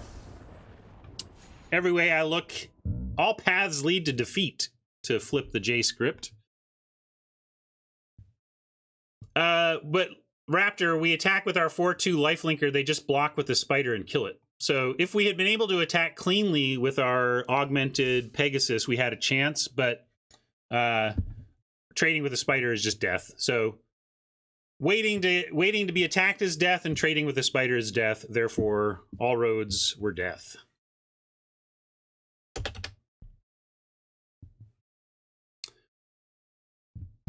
Well, that was not my finest game. I don't know if we come up with a win if I play better, but certainly not thinking through the consequences of a mantle there cost us pretty big, right? I think if we get the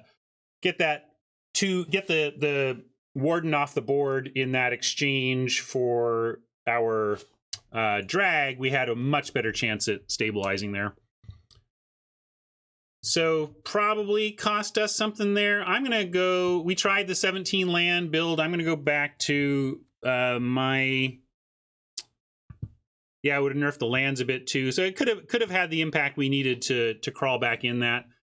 We can try the aggro approach with Heliod's, but again, if you don't have the aggro draw, it has all the problems that you usually do. We could try Karametra's Blessing as a more aggressive card.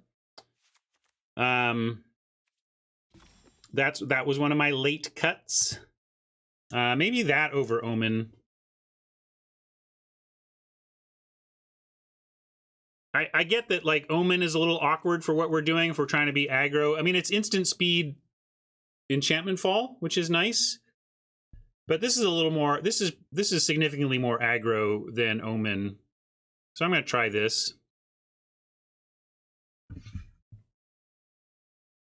Yeah, that's a use case for pointing out that if you needed to, you could target your own hero with this, but we have a lot of stuff that falls under that umbrella. I consider playing it. I like it better in best of 3 out of the board when you know what kind of matchup you're in.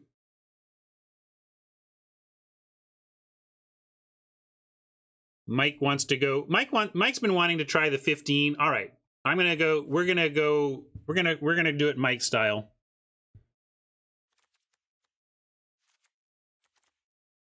And really trim down. Now our top end, if you think of a drag as a 3-drop, Pegasus is our 1 top end, and we're trying 15. But sure, let's give it Mike's, call it Mike's way.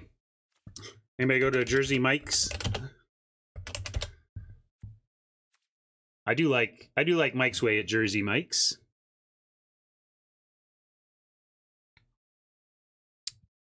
I'm letting Mike do this one. Mike, there's a suggestion to even drop this 4 and put in like Piper. Would you even go to topping at effective 3?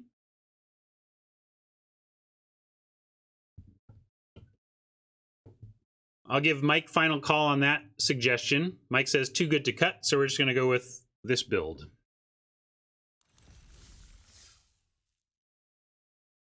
Yeah, I'm not some gushing Jersey Mike's fan, but I did go there. There was a Jersey Mike's near Wizards a lot, and so I went to Jersey Mike's a lot for lunch during my tenure at Wizards of the Coast. And I did indeed like the Mike's Way treatment on their sandwiches.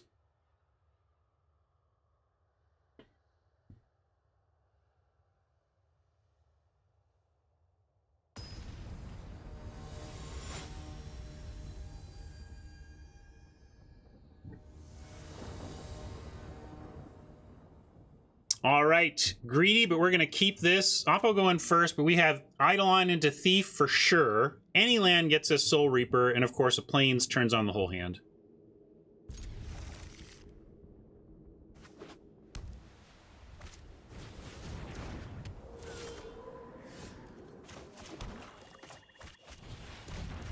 Battle of the opposing 1-drop aura and enchantment creatures. Daxos.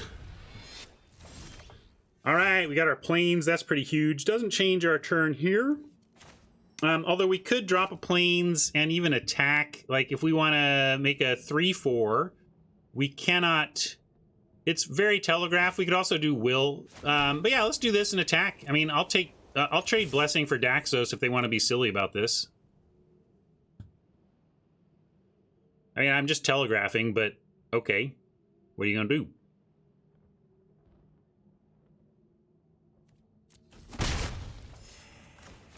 Thief gets past both of these.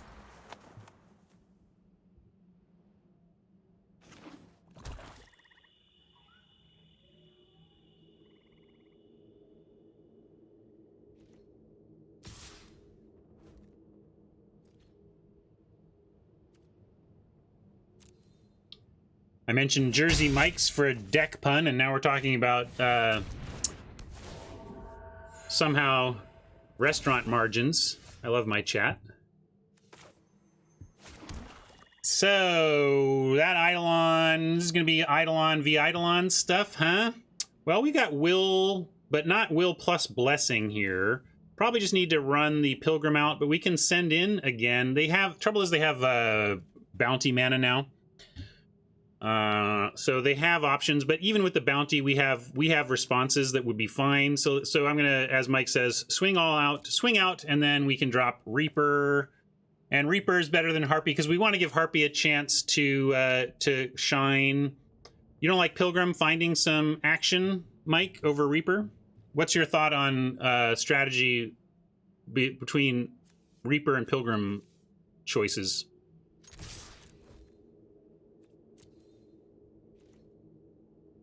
Reaper threatens blocks, says Mike. That's fair. Pilgrim, not a very good defender. It does get a non-land out of our deck, so it increases our chance to find a fourth land. But we don't. This deck is designed to run on 3, so that's cool. Yeah, Grasp is scary. We may have to fetch our own Grasp to grasp their Eidolon.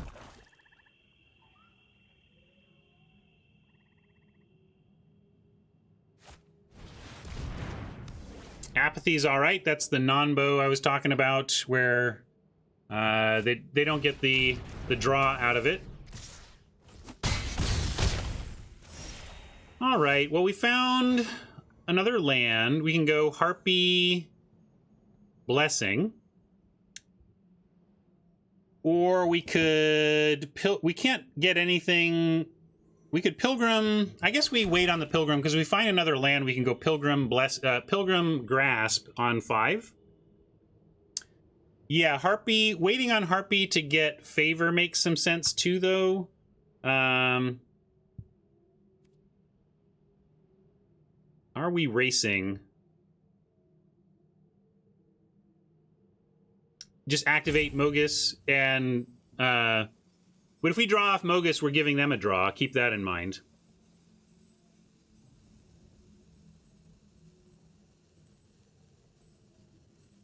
You sure you want to do that? You want to give them a draw too?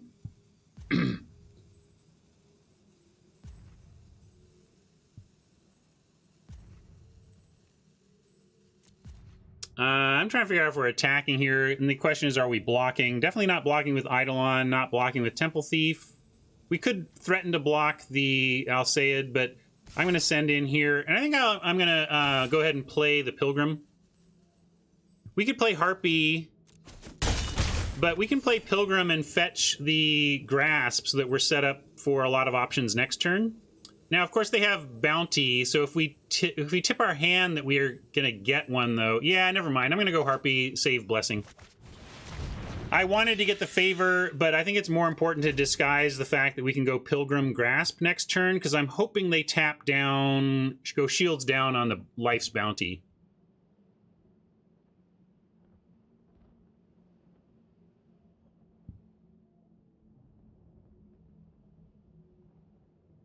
Isn't the Mogus's 1 mana? You mean activating this? No. That's the other one. That's the Lampad. If that's what we're talking about. If you mean, is Mogus's Favor 1 mana? Yes. Mogus's Favor is.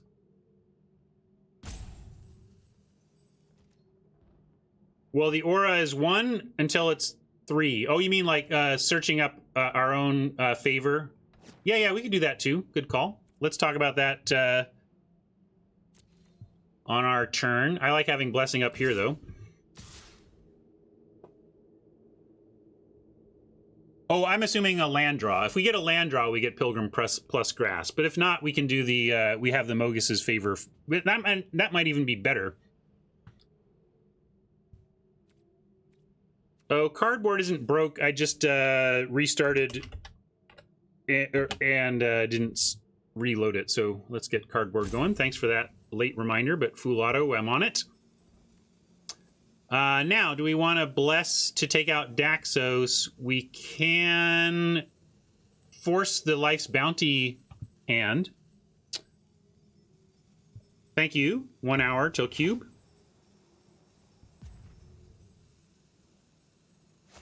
Yeah, let's do it. Blessing for Bounty seems fine to me.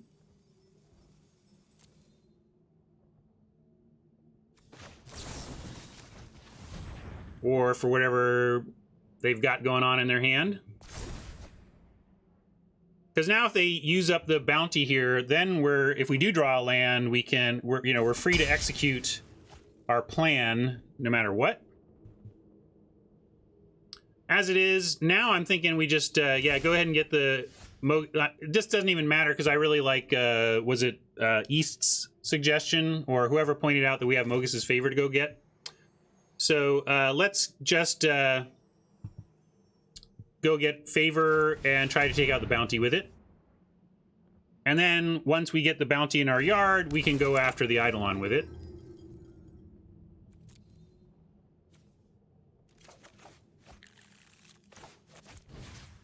They get to sack, though, so we don't draw here, but we'll draw, you know... They get to sack in response. So no card draw here, but we get to get that bounty off the board. And that's no joke.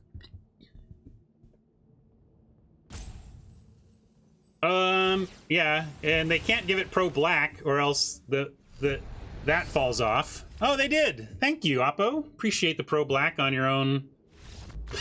And then the shame scoop? You didn't need a shame scoop, buddy. It wasn't that bad for you.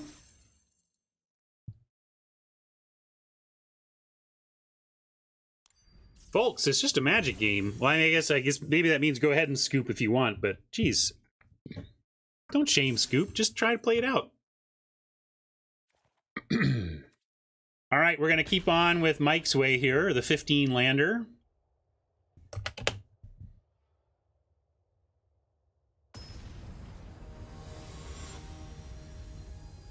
Yeah, then it was like they chose black because we had creatures that could attack. Oh man, too bad we didn't get to go first with this one, but we'll keep.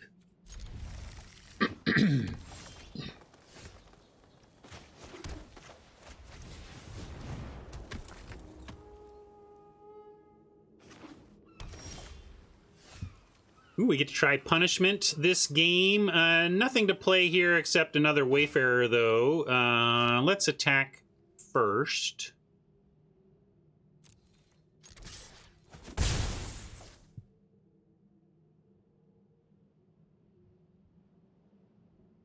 Yeah, Oppo probably scared their dog if they're anything like me.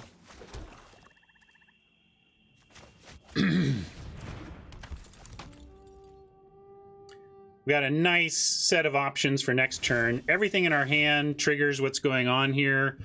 I'm going to do a main phase or a mid-attack Omen to get the triggers.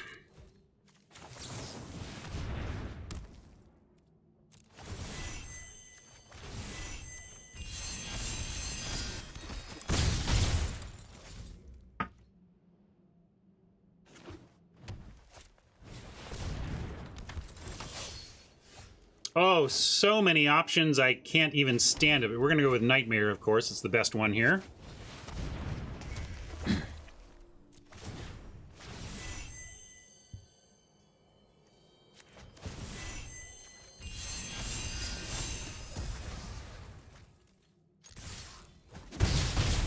I like our chances in this one, gang. I'm going to tell you, I like our chances. Oh my goodness, look at our hand. And Oppo comes up with an Altar. Yeah, this is not going to be great for you, Altar. Or Oppo. And this hand is... Hey, well, good news. You got me. No card to choose.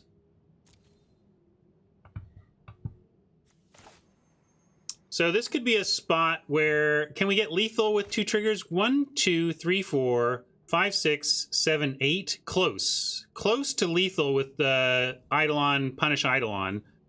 But not exactly lethal, so we'll just go Eidolon Omen this time. I don't think they can...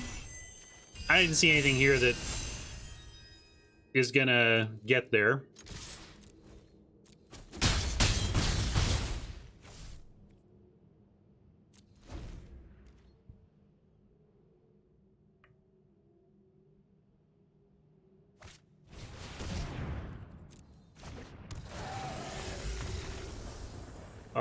Yep. Fun Police in effect. Nice double splash, Oppo, or whatever it was. Nice splash. We got there. We got there. 5 wins. Clean profit. Let's celebrate that and then keep trucking towards 7. Hooray, profit.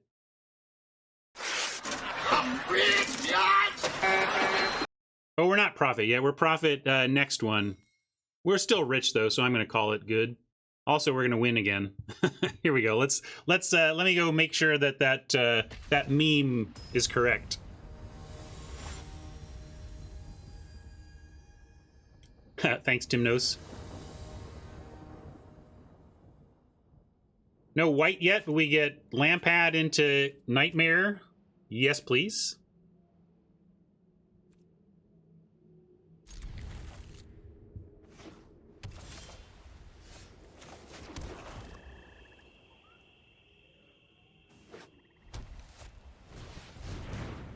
We don't need another hero. We could, of course, grasp that, but we're going to put a creature out of our own, see if they want to do a bluff. If they attack, I'm not blocking. Although, maybe I will, because if they want to gussy up their hero, we do have Inevitable End for it. Thing is, I want to hit it with Nightmare, and I don't want it to get permanent increase in power that would prevent Nightmare from getting it.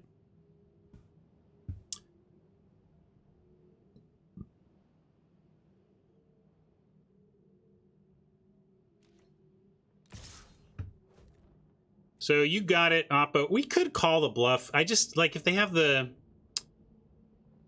Like, what would we care about? What would be really sad here?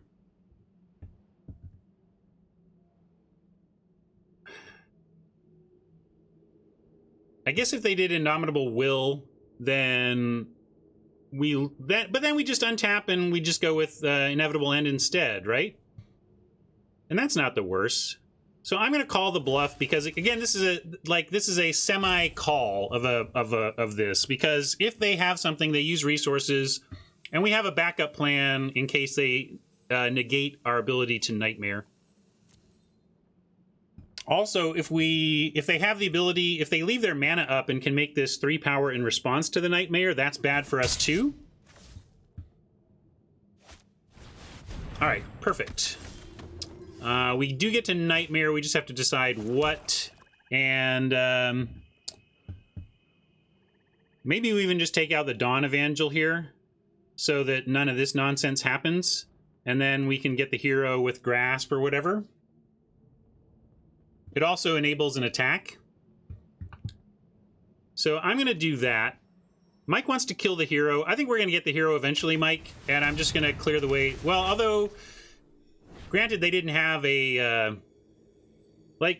this isn't a very good card, but if we go hero, they could do some stuff with Dawn Evangel to get hero back. So I'm just going to get rid of the thing that could create a problem for us. Now I could... stay back and block the hero again, since the block worked the first time. But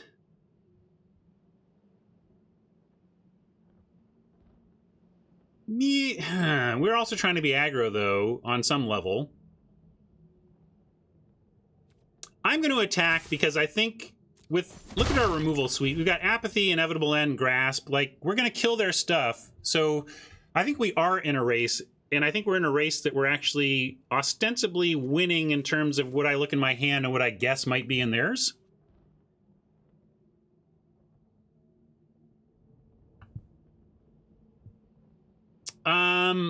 If the creator wants to be in chat piping in with text comments, that's fine, but I don't think I want to bring on someone for a voice chat or anything.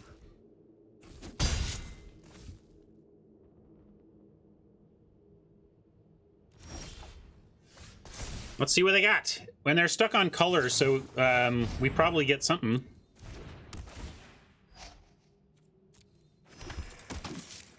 Oh boy. Apathy or Presence. We have Drag, so we could leave them the Presence and just drag whatever they presence. And Apathy, we don't have that many creatures, so actually...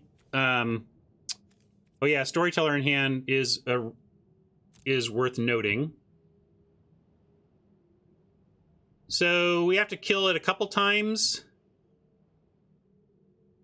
I guess if we have to kill the Commanding Presence a couple times, we could get rid of it now and then get rid of it again with removal when they bring it back.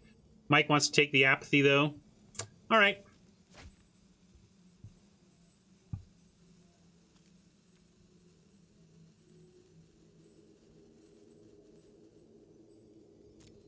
We can also Harpy away the Apathy if we want.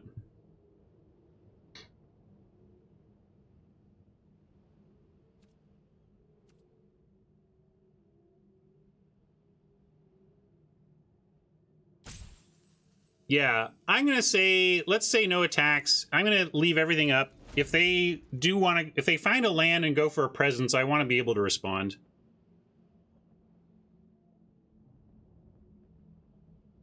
Yeah, and we're going to get rid of this stuff first now. Anyway, so they need to land right now if they're going to have that done at all.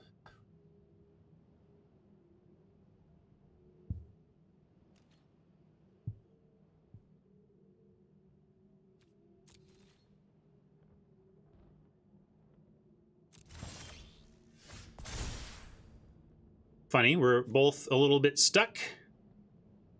Although we haven't... Did we see any... What are their... we haven't seen anything non-white from them.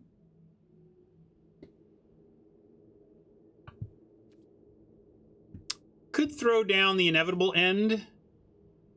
And then... yeah, we could grasp the hero.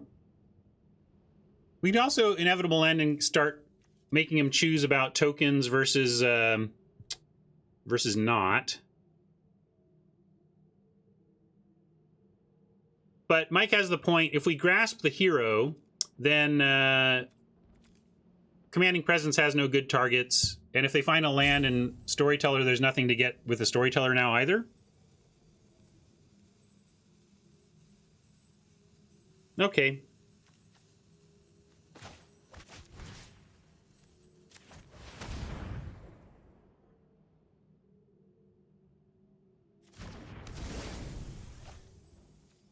And boy, I still think we kind of want to be racing. We know a lot about their hand, but if they, I can't attack because if they do find land, we don't want to give them a free presence.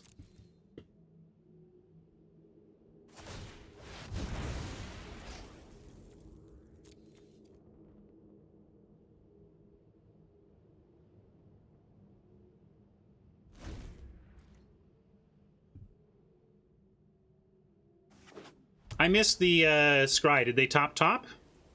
Or top bottom? I assume they got a land. They probably topped something. Top one, at least. Wish there was a log for me to check the missed scry. Maybe it's just land, and they're trying to get to their sentry.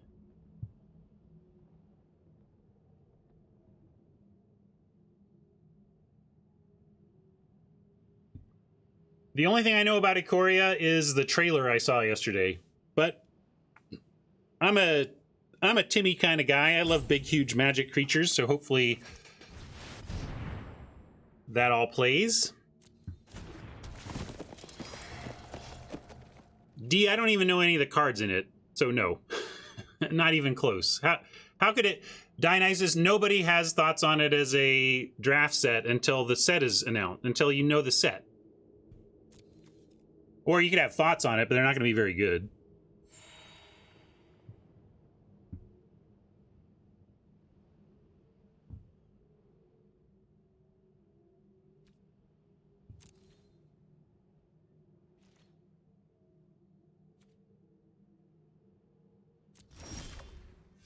Hey, land and the right color of land. What can we do with this?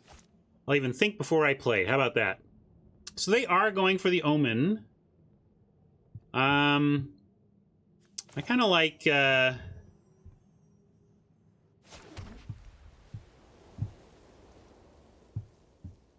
you can go hero. Yeah, let's start with the end. Let's begin the end, I think.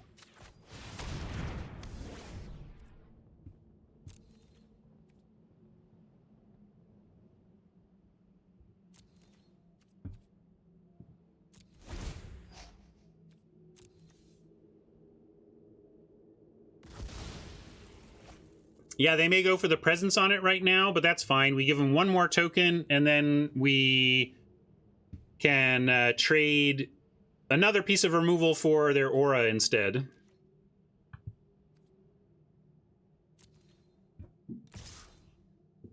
All right, they don't want to presence. They, I guess, want to replay the Omen and get fodder that way.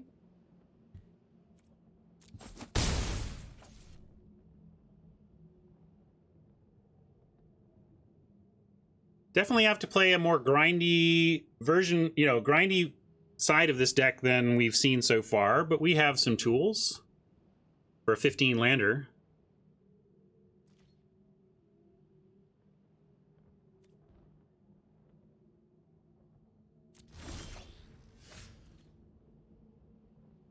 A lot of white cards. Pretty awkward. Drag is only 2 with the Inevitable and Vigil, though. So I like playing the hero and keeping drag up. I think that's what Mike means, right?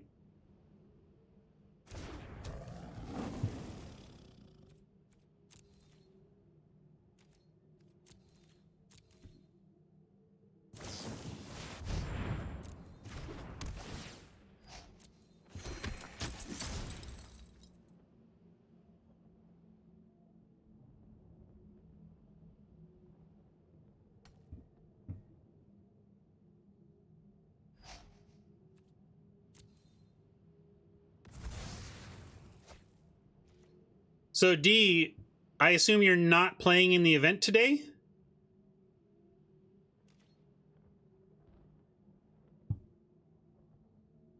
My assumption is that D's not playing in the event today because he's so certain I'm going to 07, so he can't possibly be a participant, right? So, we could actually go for eating the storyteller here.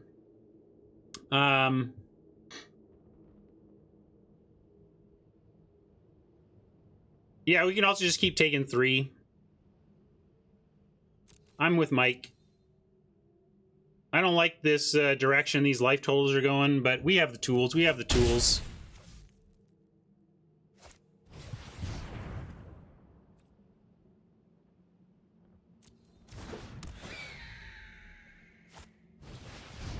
All right, double envoy means we know what they're up to now. It also means we really need to keep the drag available for whatever they... because they're going to try to presence one of those envoys.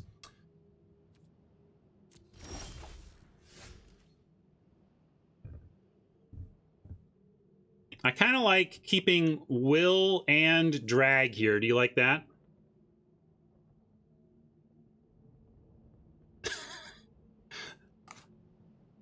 Let me get it to Mohawk. Let's see. What do we look like with a Mohawk?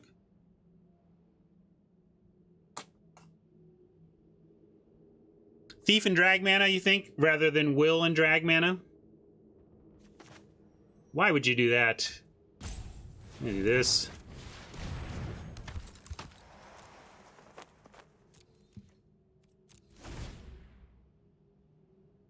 Boy, I think from Dionysus's brain alone, the net positive of me going 07 on the world would be pretty clear.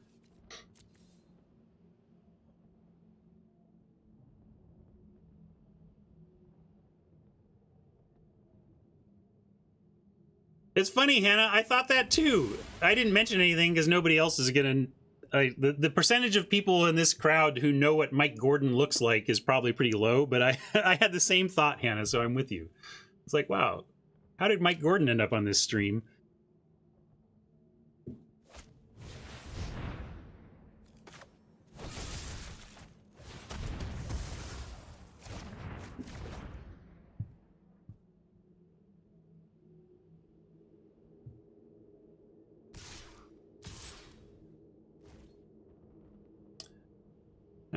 Let's see. Now, if we double block... yeah, I'm just going to keep taking it. We get Harpy out that we can use the will with. That'll be nice.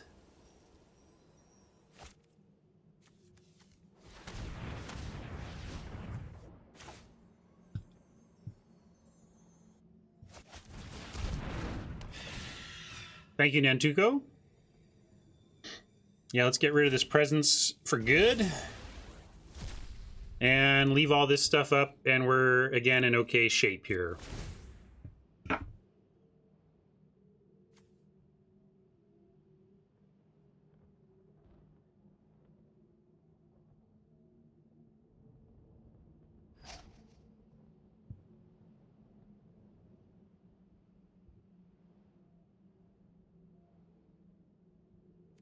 Don't repeat your questions, D. Everybody heard. If they want to answer, they'll answer, but don't repeat or I will time you out.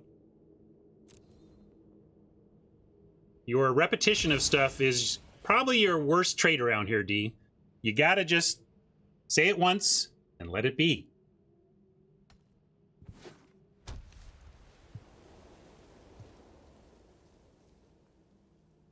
Or how about you offer? Instead of repeating your question, tell the world what you think is the best spoiled card.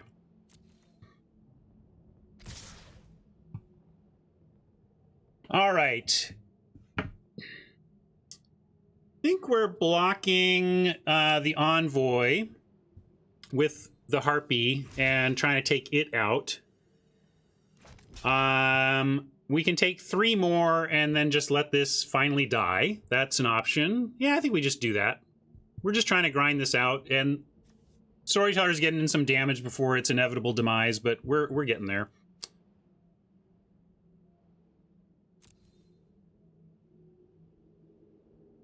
Yeah, we could just trade Envoy for Harpy, and that'd be fine too. Maybe we don't need to bother willing. Should we just take this trade? Trouble is, it's a flyer, which is actually a flyer is going to be pretty useful to us. I'm gonna do the will because I want to keep a 3-power flyer if we can do it. Timnos would take the offered trade. We only don't know about 1 card, and a 3/3 flyer I think is just too good not to try and keep.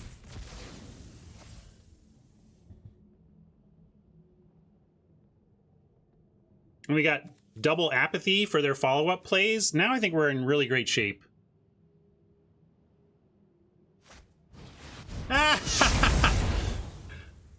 Good comedic timing from Magic right there. Oh yes, chill. You got the chill.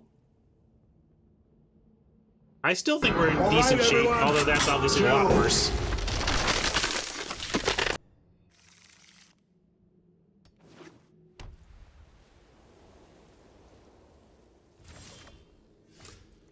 Starting to flood out is a little on the more annoying side. Interesting to me that they went for Birth and not a big attacker. Yeah, they get some action from the scry here, which sucks. So they basically drew a card by scrying 1 to the bottom, right? But we have 2 apathies, so I still think we're in okay shape.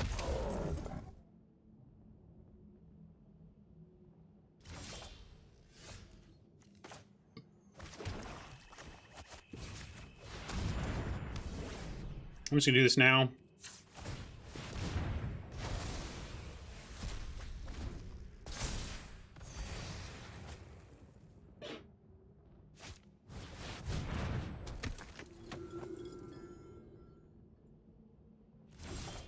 Oh, come on, deck.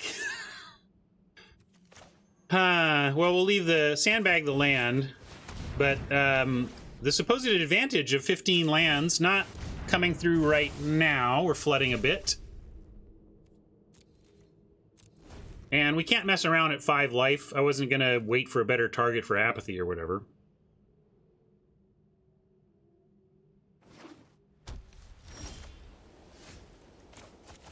Thief in the Temple.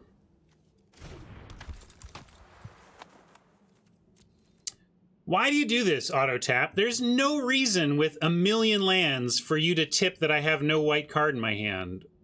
Or no black card in my hand, right? It just should split it. I don't know why it wouldn't do that.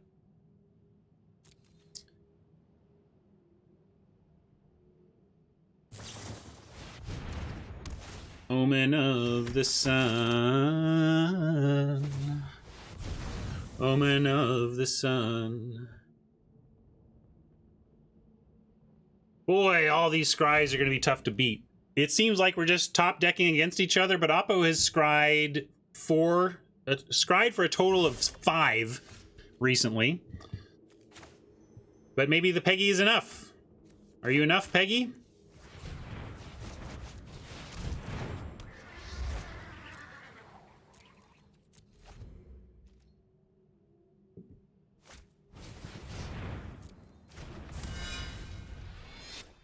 Get some life back if they don't kill it. That'd be nice. No white pips for Daxos currently.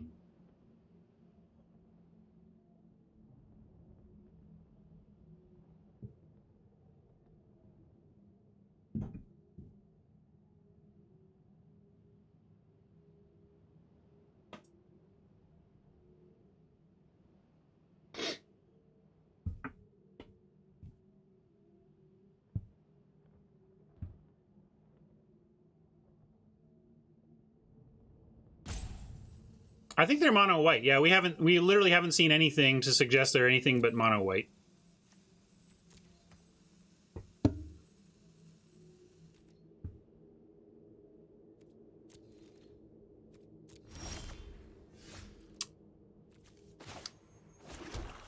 All right.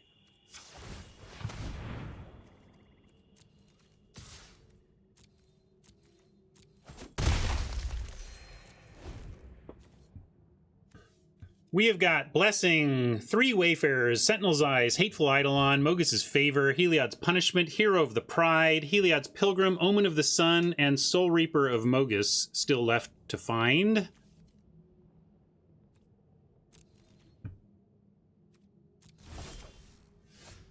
All right, some actual action.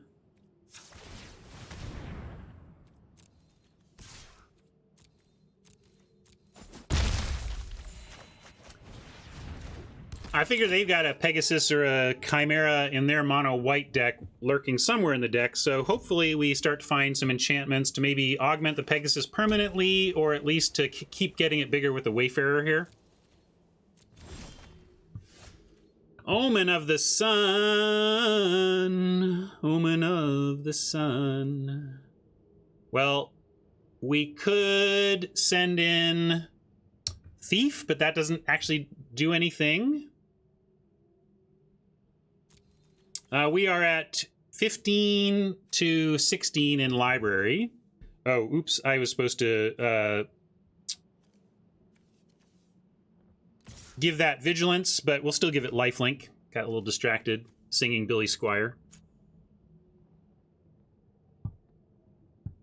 It's Billy Squire, Children of the Sun, or Billy Thorpe.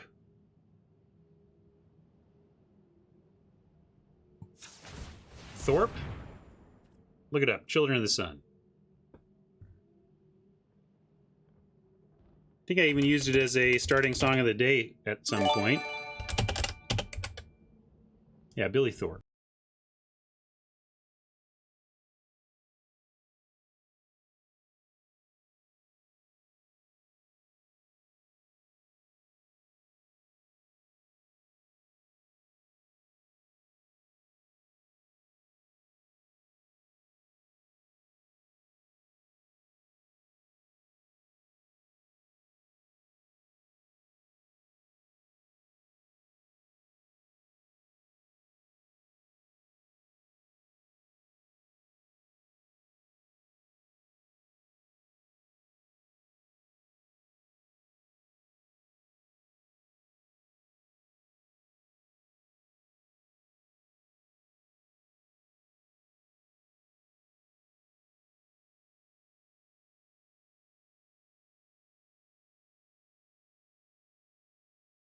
That's your spacey intro from Billy Thorpe, but I am going to mute my VOD now with that, so I better stop.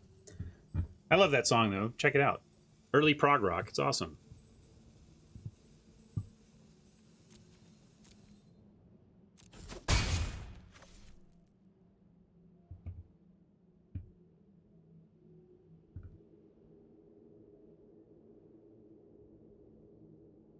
We'll go into cube review after this. Yeah, probably going to come up one game short of getting our 7, or maybe I'll come back and finish this even after the cube draft. So figure on that. Actually, that's probably what I'll do. I'll pause this, we'll do cube, and I'll come back and finish this, and then YouTube gets their whole video, and we get our whole on-time cube draft.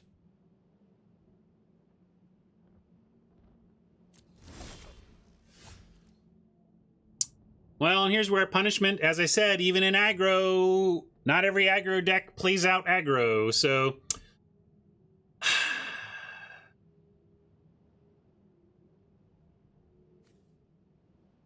But we could make him... Yeah, see, I don't even think it's worth playing it.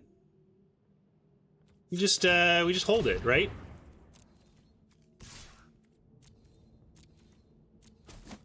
Oh, it does kill Daxos, right? That's fair. That's fair. But now that I've failed to use it to pump the Peggy, I think I'll give it a turn. Yeah, that's good. That's a good reminder, Bieber.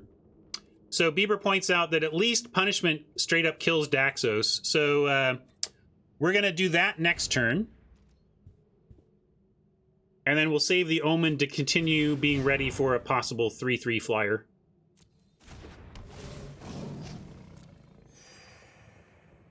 Great call, Bieber fan. Thanks for that reminder.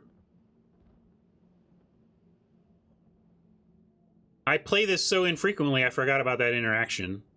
It's not, it's really aggro only, and as you can see, even in aggro only, it can be a real weak spot in your deck.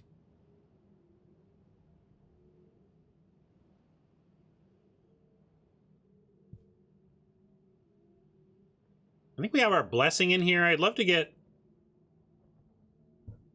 something to protect the Pegasus, although blessing doesn't really protect the Pegasus against white removal unless we can get it enchanted. Wow.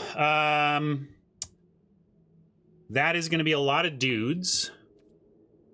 But I think we actually have, between our Omen and the lifelink, we still have the ability to withstand here. But now they're going to gain so much life here from Daxos, I wonder if we're going to be able to beat him in 14 draws.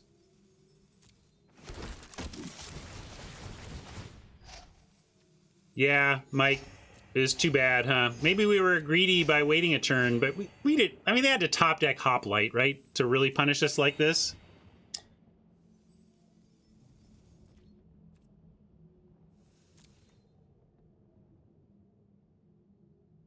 And the fact that we haven't played our Omen is pretty good. I think we're going to be okay. I think we're going to be okay, gang. Especially with that draw. Why am I going to mess around here? Let's start with punishment on Daxos.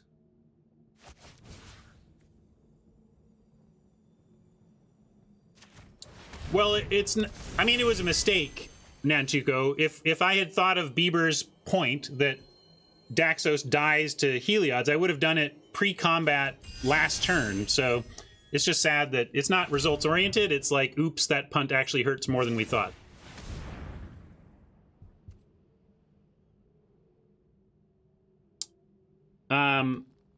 We can also, if we're going to get something with the Pilgrim that we're going to use right now, like maybe we go and get, let's go get something to pump the Pegasus more.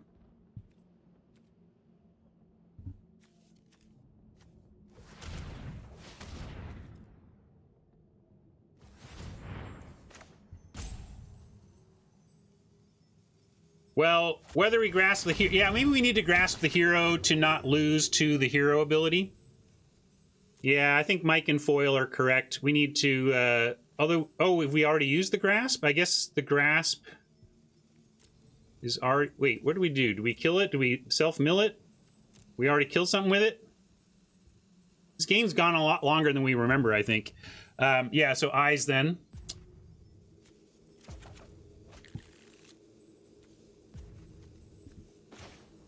But now I kind of need to hold the Omen, right? It telegraphs, but we need to have the Omen ready, so I'm not going to go shields down on Omen here. Unfortunate that we gave that away. Now I wish we'd looked and made sure we knew what auras we had. I mean, it's one click away, Ryan. You could have looked.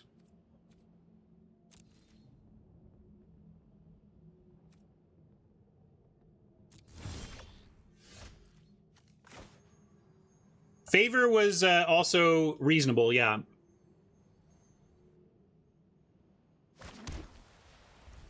And I shouldn't bother with the land play. I'm being a little bit loose.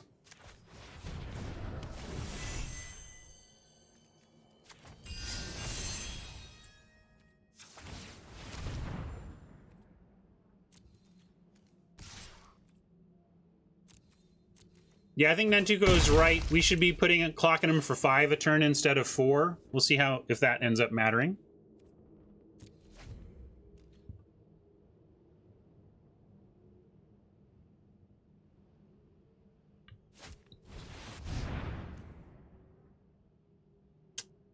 Nothing we can do, folks. They found it, finally. That probably means we're going to lose this. That's our best card, the Peggy.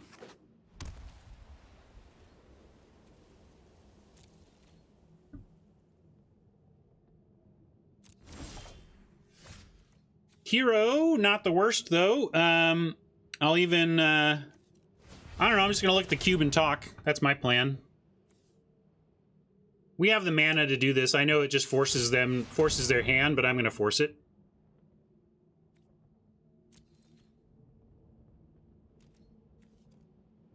Oh, that's right. I can't even attack. I'm just being silly. Never mind.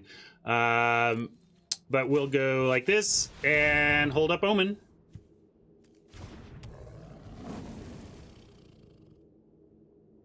Yeah, I really just want to try to understand the cube a little bit better before I play it, bottom line.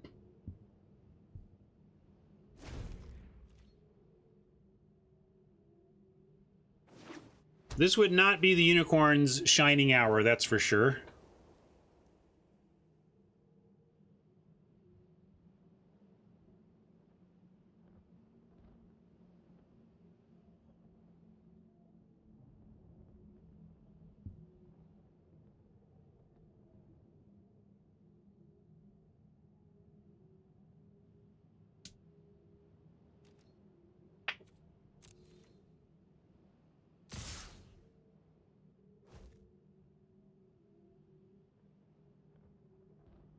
One, two, three, four blockers, 8, 9, 10, 11.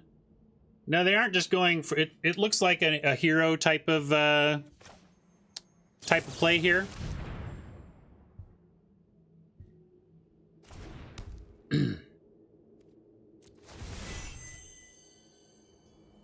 And where do we want this? I guess we put this on our thief. Or we could make... everything we have is big enough to block a 1/1. So really it's about these three and getting big enough to block the hero. So we'll put it on... on Wayfarer, giving a hero block here and giving thief block here.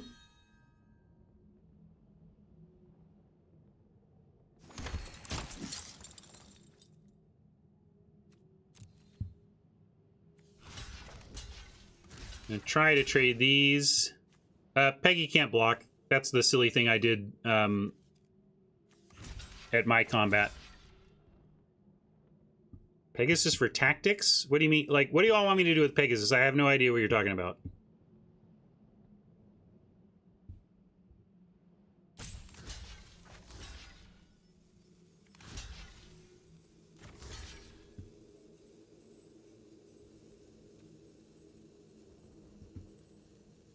All right.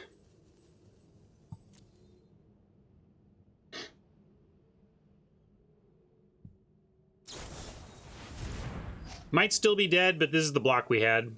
Oh, sorry, I meant to block with a thief, obviously. That was the point. That was just a missed block. That is another digital mistake. I certainly successfully put that thief in something, in front of something. It doesn't matter, though. I mean, you can punch it, but it's like we were way dead. Way dead. Oh, maybe not. Maybe not way dead. Let's see how close we are to dead.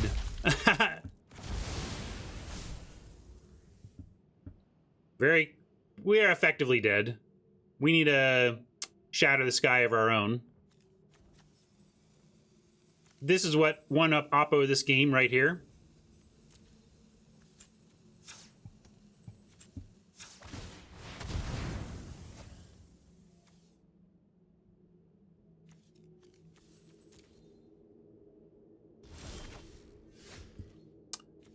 $15 lander in effect. All right.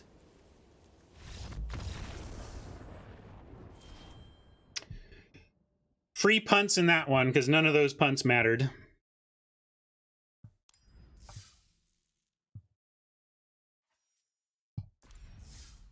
Actually, here, we'll go back.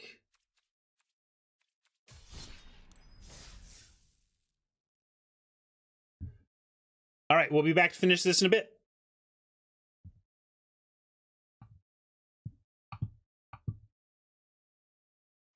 The punishment mattered. Did it? They still get basically all of those creatures. They get 2 fewer dudes. If we kill Daxos, they get 2 fewer dudes on the hoplite, and they get a bunch of less life, but their life total didn't matter that game, right? So I call East. I don't even think the punishment mistake cost us that game.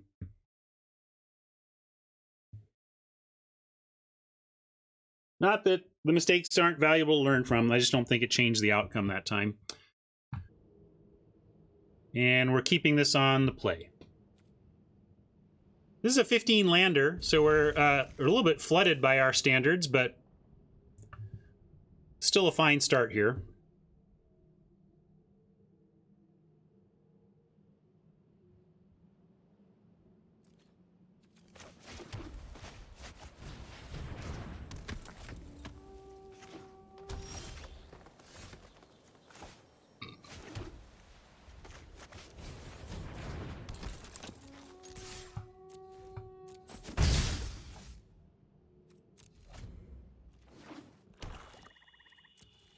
I would love to find some action here since it doesn't look like we're going to be playing Blessing or Apathy. So, deck, deliver us a castable spell, please.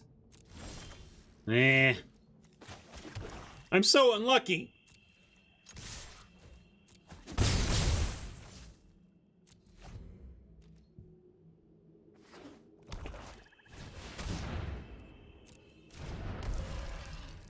Perfect place for a Dreadful Apathy on an escape creature.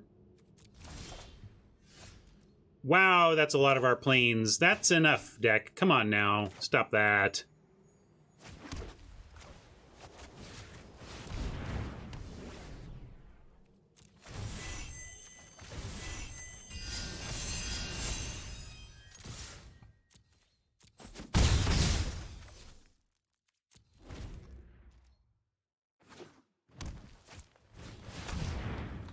Acolyte of Affliction, solid, but nothing in the yard yet, so they're somewhat crossing their fingers here. Seeing land would be nice, or spells. How about non-permanent?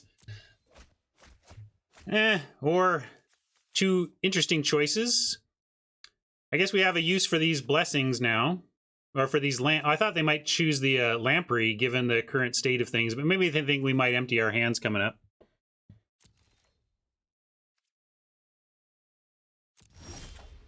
Oh my goodness, come on, deck. Not coming through for us right now. I'm gonna stay like this, though. I'm just gonna...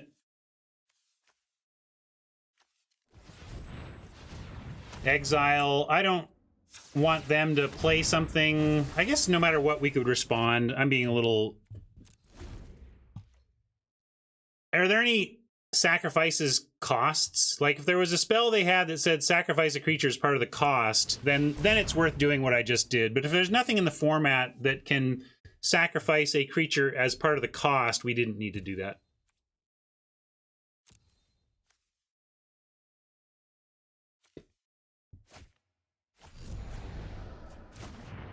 Great Relentless Pursuit for Oppo. They got 2 cards out of it and the escape creature, which is your real dream there.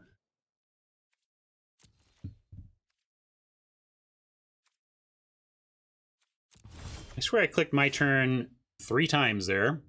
All right, not bad. Harpy off the top to pluck that escape creature.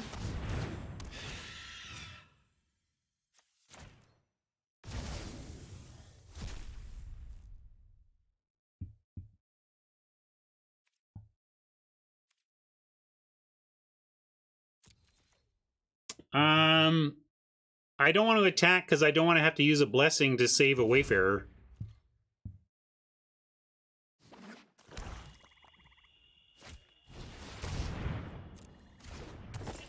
I'm going to do the I forget it has reached. Oh, never mind.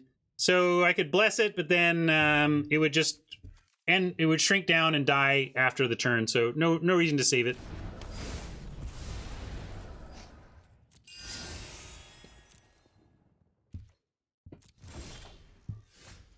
All right, that is a little more interesting.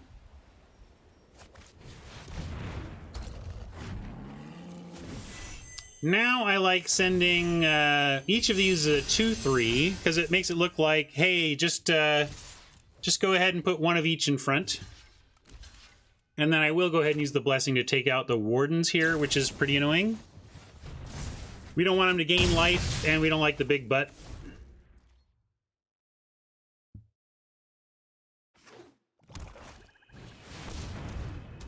Bleeping Bleepus was always going to bleep us.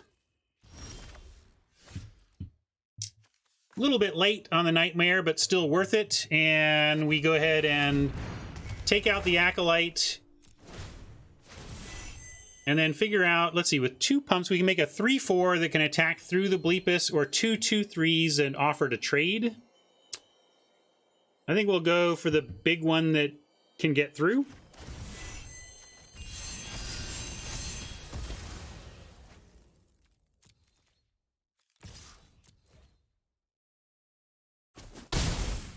The Wayfarers are doing too much work, and we still got to find some more action, or they start to get pretty lackluster here. And they got a fairly high life total for our resource level.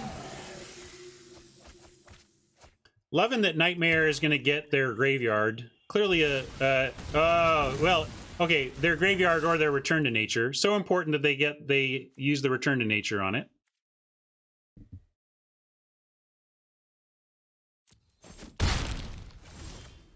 And we're flooding in our 15 land deck, which happened to us in another game too. Pretty frustrating to drop to 15 and still flood, but that's magic. Turns out the lands are still there in our deck.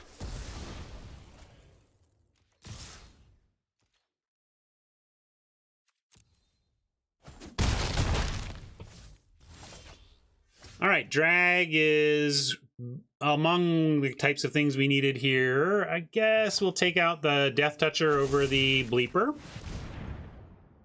And just do that while we can before Elspeth's Nightmare takes it out of our hand. We're not really having an effective race here. I guess I have to keep this back because what I don't want to give them is put Mogus's Favor on Bleepus and get in for 5. Yeah, just random chunk of the cube.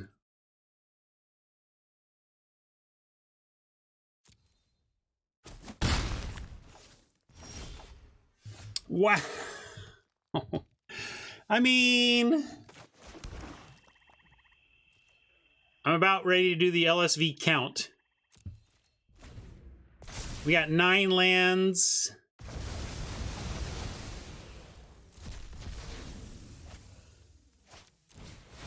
Still have 6 left in 23. It's still even a reasonable likelihood that we find one here. All right, our will to win this game is gone. Not going to be tilted there. I'm already happy with our results in this one, even though I like the... Oh, it was our last... We were at 2. Sorry, I thought we were at... oh, yeah, we were at 5 and 2.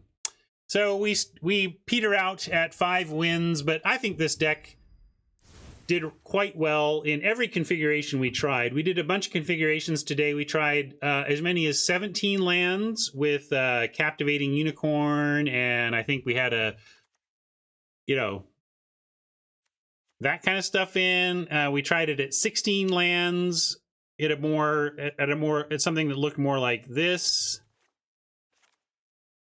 Something like that. I don't know. Anyway, and then we tried even down to 15 lands and had decent success across the spectrum. We only really lost when we flooded out. So, I think we drafted well, played decently, and some bad luck on mana got us on our low curve deck. So it goes. I'm going to add this to decks, even though I just messed with it and it's not correct. So I should have added it before. Let me go, whatever. I'll do this and just remember that this deck needs a tuning before using it against anybody. Yeah, I'll figure it out later. I might not ever even play the deck again, so it doesn't matter. Sure, I'll even open this. What do we got in this pack? Oh, homework. I gotta go note the gem grind.